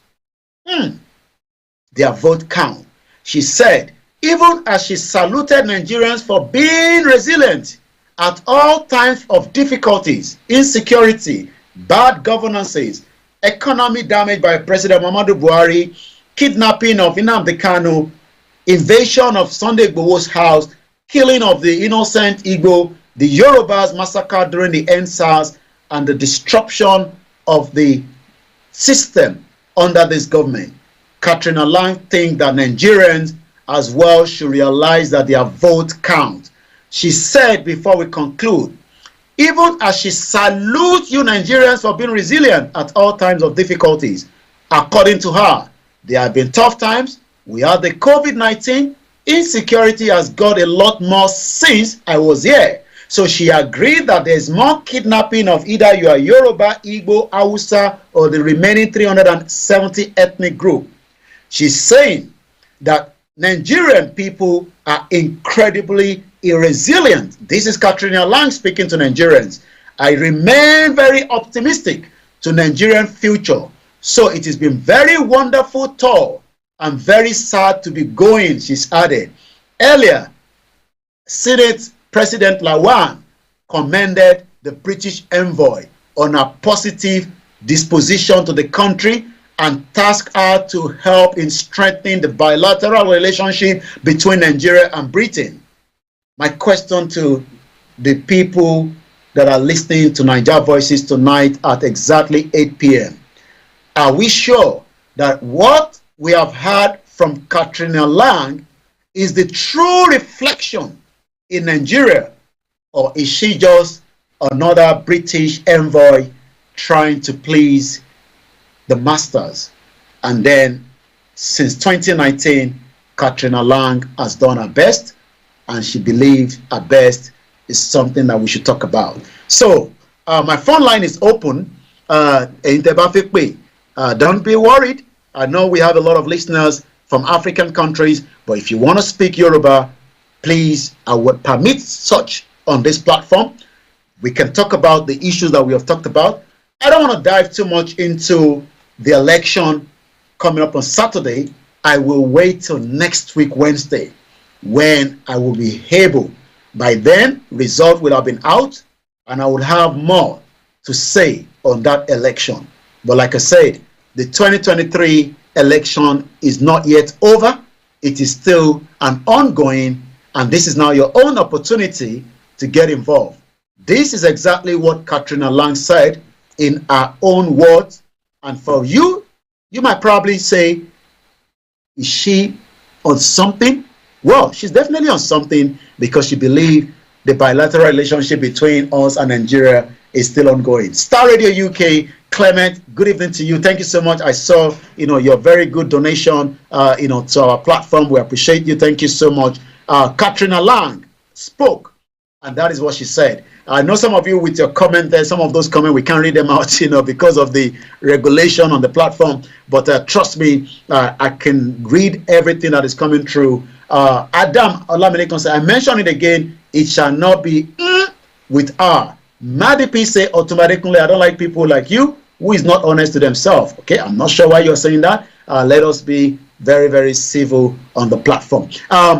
You've had Katrina Lang, speaking to Nigerians.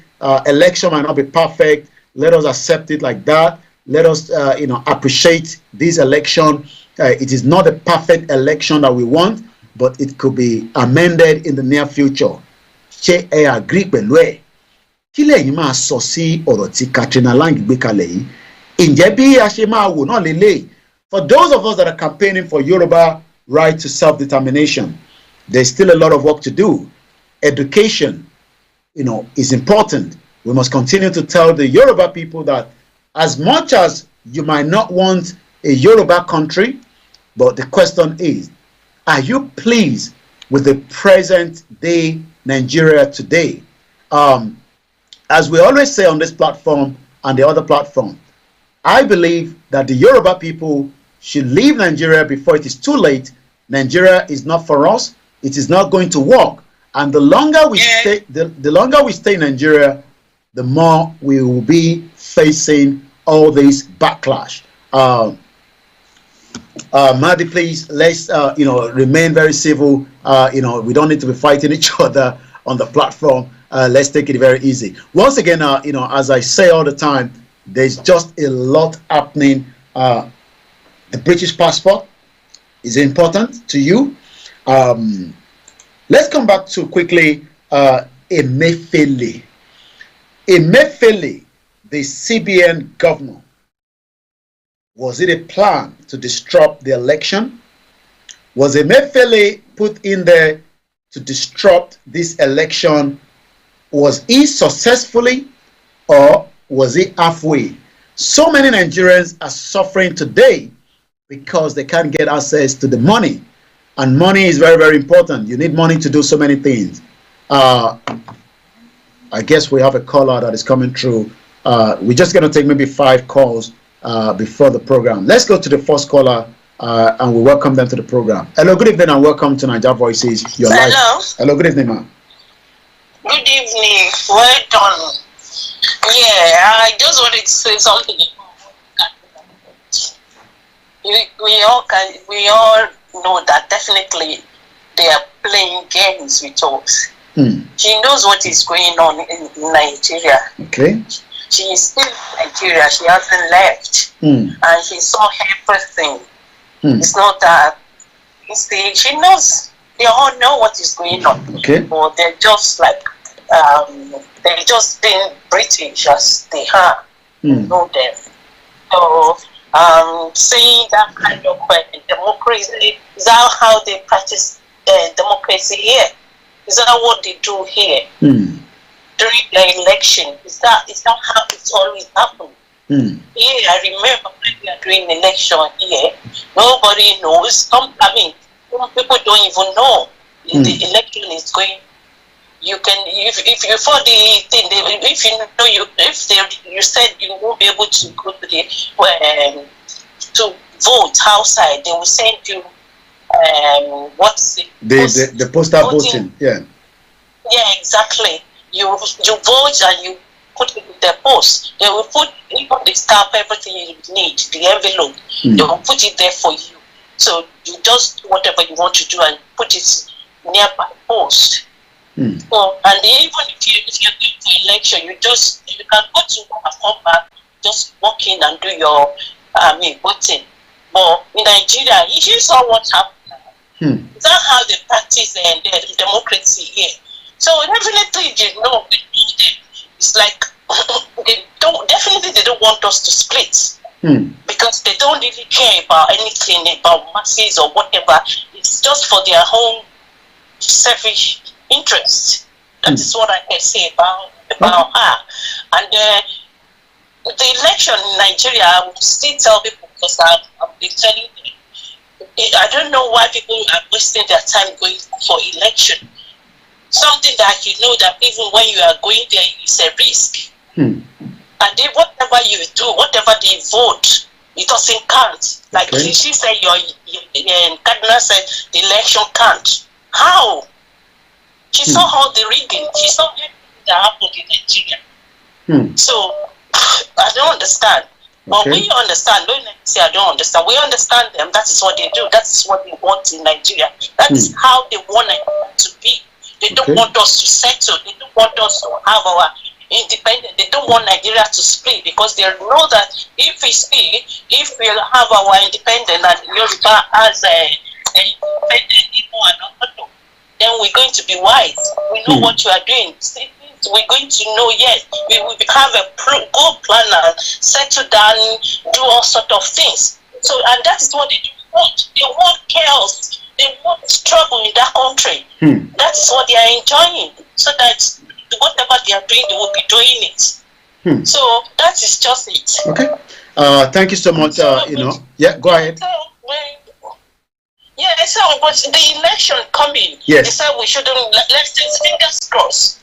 But no, you can say something on it, but I just want to leave my own, last conversation on it till next week. But people have the right to talk about it. We're not going to stop anybody that wants to have something to say about it. Yeah, go ahead. Yeah, well, the election is happening. We can see what is going on as well in Nigeria. Every one of them, they're doing like Sanwo-Olu and all them. They've been like being very nice, doing their party, something like going from barbing shop to mechanic shop to playing, to play football and that sort of. And they've been saying, they're now saying something about NSAS after almost 3 years. It's now they're not saying something like that because they believe people must take their stake. You understand? So they're doing that just to bribe people. And I want to tell people, all these things, if you are not wise enough, all these things you are doing, they're just doing it just for you to see, just to patronize you, and for them to get there. When you get there, something is going to happen. And Nigeria, we should know by now that Nigeria is not working and it cannot work. It's not a cause. It's not working and it cannot work. No matter what they are doing in that country, it will not work. Honestly. All right. Thank you so much. Because I've been because I've been saying this for so long. That how do you put people that don't have the same mindset together and you believe things will go on smoothly among them? You don't have anything in common. We don't have nothing. Food, culture, religion, education, everything is so different. The way we think, the way we talk, everything language is different. How do you put them together? That is trouble. Okay. But she actually said she made a good friend. The culture is so rich. So I don't know which of the culture she's talking about. Yeah, whatever the culture is rich. We know that we Yorubas, we have very good culture, and our culture is so rich. Even because we are together, we can't even display nor practice so much. Because I believe when we are together, they see so many things we're going to realize and things, even to showcase our culture very well. Okay. All right. Let's give somebody else opportunity. All right. Thank you so much for the call. Thank you so much and good evening once again. This is Niger Voices. Because of the time constraint, let's go quickly. Let's do it quickly under a minute plus. Hello, caller. Good evening and welcome. Etonia. We really appreciate you. Thank you for everything. You're welcome. But our people, I don't think they can be fooling us every time. Okay. This time is enough. Okay. They can't be fooling you every time up and down. Look at this woman. See the way she's denying everything, like they are not seeing everything. A lot of people are crying for hungry every time, every day. And still, the system is working. Okay. Our people, you want to go to Sunday. And the Monday morning, they will still go with their black hats. Look at your pastors. I don't know having money to provide a good food for you. Pastors only school. Okay. Which country are we? Pastor, mo di owó tó ti kọ́ iléeṣẹ́ kalẹ̀ káwọn ọmọ káwọn mẹ́ta wọn máa lọ iṣẹ́. Síbẹ̀síbẹ̀ wọ́n kọ́ church lóríṣiríṣi. Do you know a lot of church in Nigeria? Okay. Why can't they work one church and build a business? They're still collecting your money. Okay. Oh, you people should wise up. All right. Think about Christ. Let's take our religion, please. All right. Thank you so. All right. Thank you so much. Thank you, because of the time constraint. Thank you so much, the two last caller. You can also join the conversation. The number is the normal studio number for those of you that knows the number. And those that doesn't know the number, I'm going to call the number out in just about a few minutes. Ijaya says, we are wasting our time on the wrong effort because Nigeria cannot work. Grandma Comfort Adele say, Boju Boju Olorombo pretenders. Grandma, you're making me laugh tonight. Hello, good evening, to our another very beautiful grandmother and a mother. Boju Boju Olorombo. This is Lagbara. Come on, Senator Yawa. Good evening and welcome to Niger Voices. Good evening. Good evening to my fellow Yoruba people. I just want to ask a question concerning this APC party, because I can see our people from Yoruba World Media now telling our people go and vote for Sanwo-Olu so that they won't take Lagos and bus. Have we now turned to a political party? Why are they now soliciting for Sanwo-Olu? What are Sanwo-Olu deserve for people now to be supporting him? That's my one question. Second question, Katrina Lang. I believe she has been hypocrite, being sarcastic, too far from the truth, not seeing our parents. She's still a colonial master, thinking that we are still idiots or we are animals. That, they can do whatever they like and see us as being stupid. That's the way I see her. Because she lives in Nigeria for about 4 years, she can see what people are going through, how everything has turned upside down, and now is telling us that, oh, the election is okay, you people, you are good people, you have to continue to live in agony and pain. Is this the way our own people live?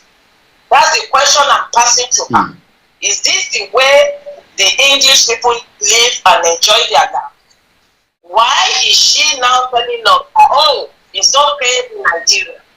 So I think this is a very wicked attitude towards the black race. And we, the black race, have to stand up for our rights. Okay. People can see that the country is divided already into three. Why can't we break it down and we have our peace of mind?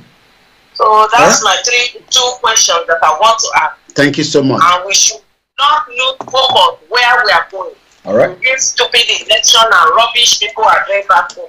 All We right. are not doing democracy. That's the truth. All right. We have to know that we are far away from democracy. So thank you so much. Thank you so much. And a very big question there. Are we now promoting the agenda of an election by asking people to go and support and endorse Tinubu and APC and Sanwo-Olu? Like I said, I, Olayomi Koiki of my name, I am not involved in any support to any of the three political parties. I'll allow the will of the Eledumare to play out whatever is going to happen on Saturday. Neither am I going to endorse Tinubu under the APC gladiator of the Sanwo-Olu, whether it's Labour Party or whoever they're putting out there. It doesn't matter whichever the state, even in Lagos State, whether it's Atiku. And this is the reason why, because what I have stood on in the last 4 years of this struggle is Yoruba Nation, and there's no way, even in the midst of what is about to play out, should we now come out and say, oh, we should go and endorse somebody so that something doesn't happen. I don't know what is going to happen. Whatever is going to happen is the will of what is going to happen. But like I said, there's a lot of concern now that, some of our medias, are they promoting the agenda, of these election campaign, or are they looking at it from a different angle that we are not seeing it from? Like I said, we all have different views. We're just 12 minutes before the end of the program on Star Radio UK. We might continue, in the other section of the other broadcast. Let's come back again to, the next caller. Hello, caller. Good evening, Mr. Koiki. Hello, good evening, and welcome to Niger Voices. Okay. About that consular, what's her name? I even refuse to let her name register on my brain. Because since she came to Nigeria, she's been playing the fool as if she's dealing with fools. Because actually, I don't even know whether we are fools the way we behave. She's so patronizing. Look at what she's saying. Because he knows he comes to a state where you won't be able to pretend anymore. What the hell of pretending to these people? We are good people, that we love justice and equity. They don't. Even here that they just pretend. They cover their faces with equality and diversity, this and this, because they know their own people will go against them. But deep down, those people in high places, they are racist. So look at her now. She now comes there because she doesn't even care. The ones they've been sending to Nigeria before, they will still cover their faces and be playing nice people. This one, she's evil, and she's so. I don't even know the adjective to use for her. How could you say we have a good democracy? You can't live with this, we are that. That witch of a woman, patronizing us, playing us, making us look like fools. And the people are dancing around her, welcoming her everywhere she goes. Idiot. Okay. So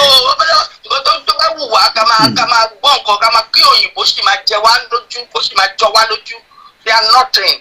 They're just users, usurpers. Only buruku. Anyway,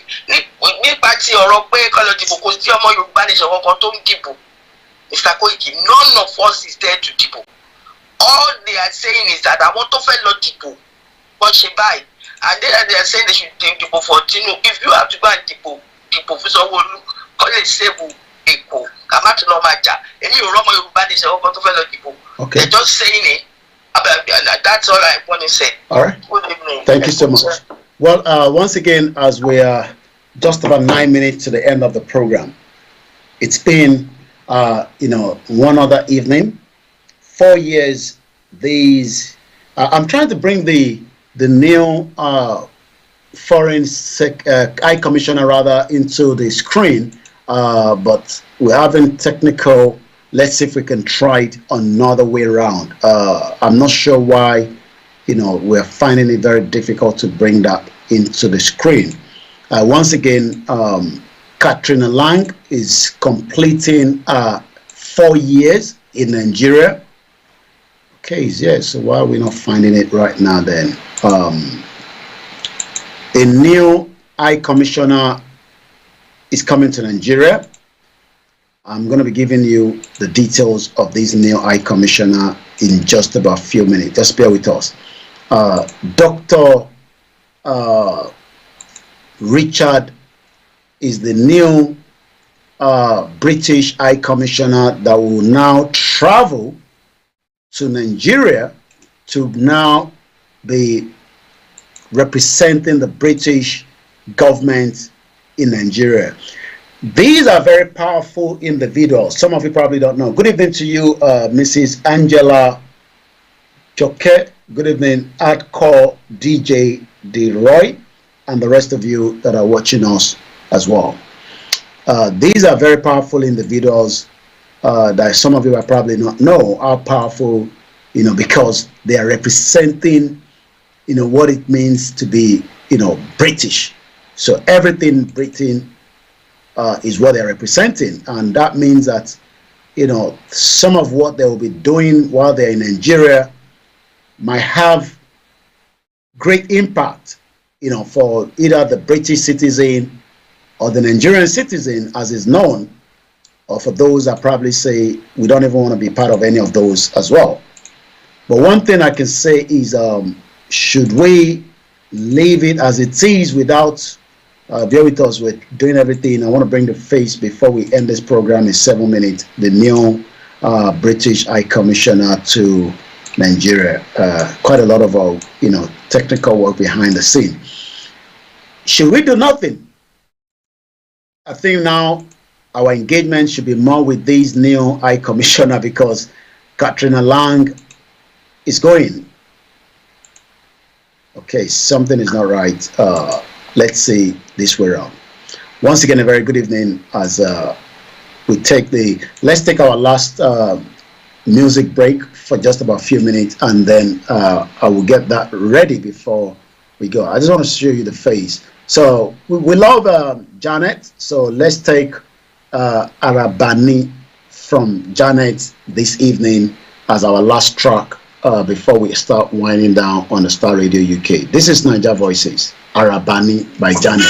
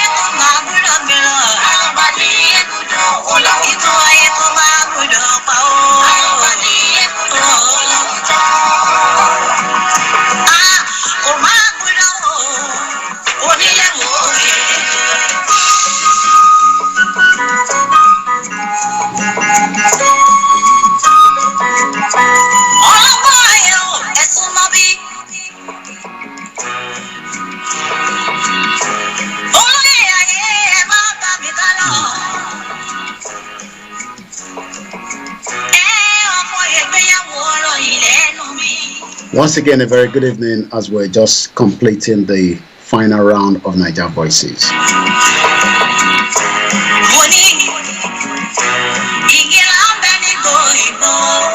Next week we'll be out again in just about 5 minutes. We're going to be ending the program, but without saying thank you so much to each and every one of you that have joined us tonight. We're grateful. And we will be saying, fún gbogbo ọmọ Yorùbá tí ìrẹ̀wẹ̀sì ń wà ní ara yín, let us remind ourselves that Yoruba Nation is an ongoing project, and nobody can stop that project. It is a project that is going to happen, and it's going to happen in our lifetime. Yes, there is a lot of work that needs to be done. Those work is still ongoing. Part of that is to educate as many Yorubas for reason that we are better off to be on our own as an independent nation, and I believe we might have that image now. But some believe that we should remain Nigerians. And yes, this is going to be the new phase of the British government in Nigeria in the next couple of days. So from April, I'm going to tell you a little bit more about the new diplomat. They're very, very powerful individuals that is representing, the British government. Katrina Lang has done 4 years since 2019. So she said she was there when we started the election of 2019. And she's ending it with 2023. What an amazing time that she spent with us. And we wish her success to whatever new role she's going to be taking. But what do we know about the new British appointed High Commissioner to Nigeria, Dr. Richard Montgomery. Dr. Richard Montgomery, CMG, has been appointed the British High Commissioner to the Federal Republic of Nigeria. He was succeeding Miss Katrina Lang, CB, who will be transferring to another diplomatic service appointment. Mr. Montgomery will take up his appointment during April 2023, according to the statement by the UK government. Between 2018 and 2022, Dr. Richard Montgomery, CMG, worked as the World Bank Group UK Executive Director in Washington. This is the full CV of Dr. Richard Hugh Montgomery, married to Nahid Bigrami, had 2 children.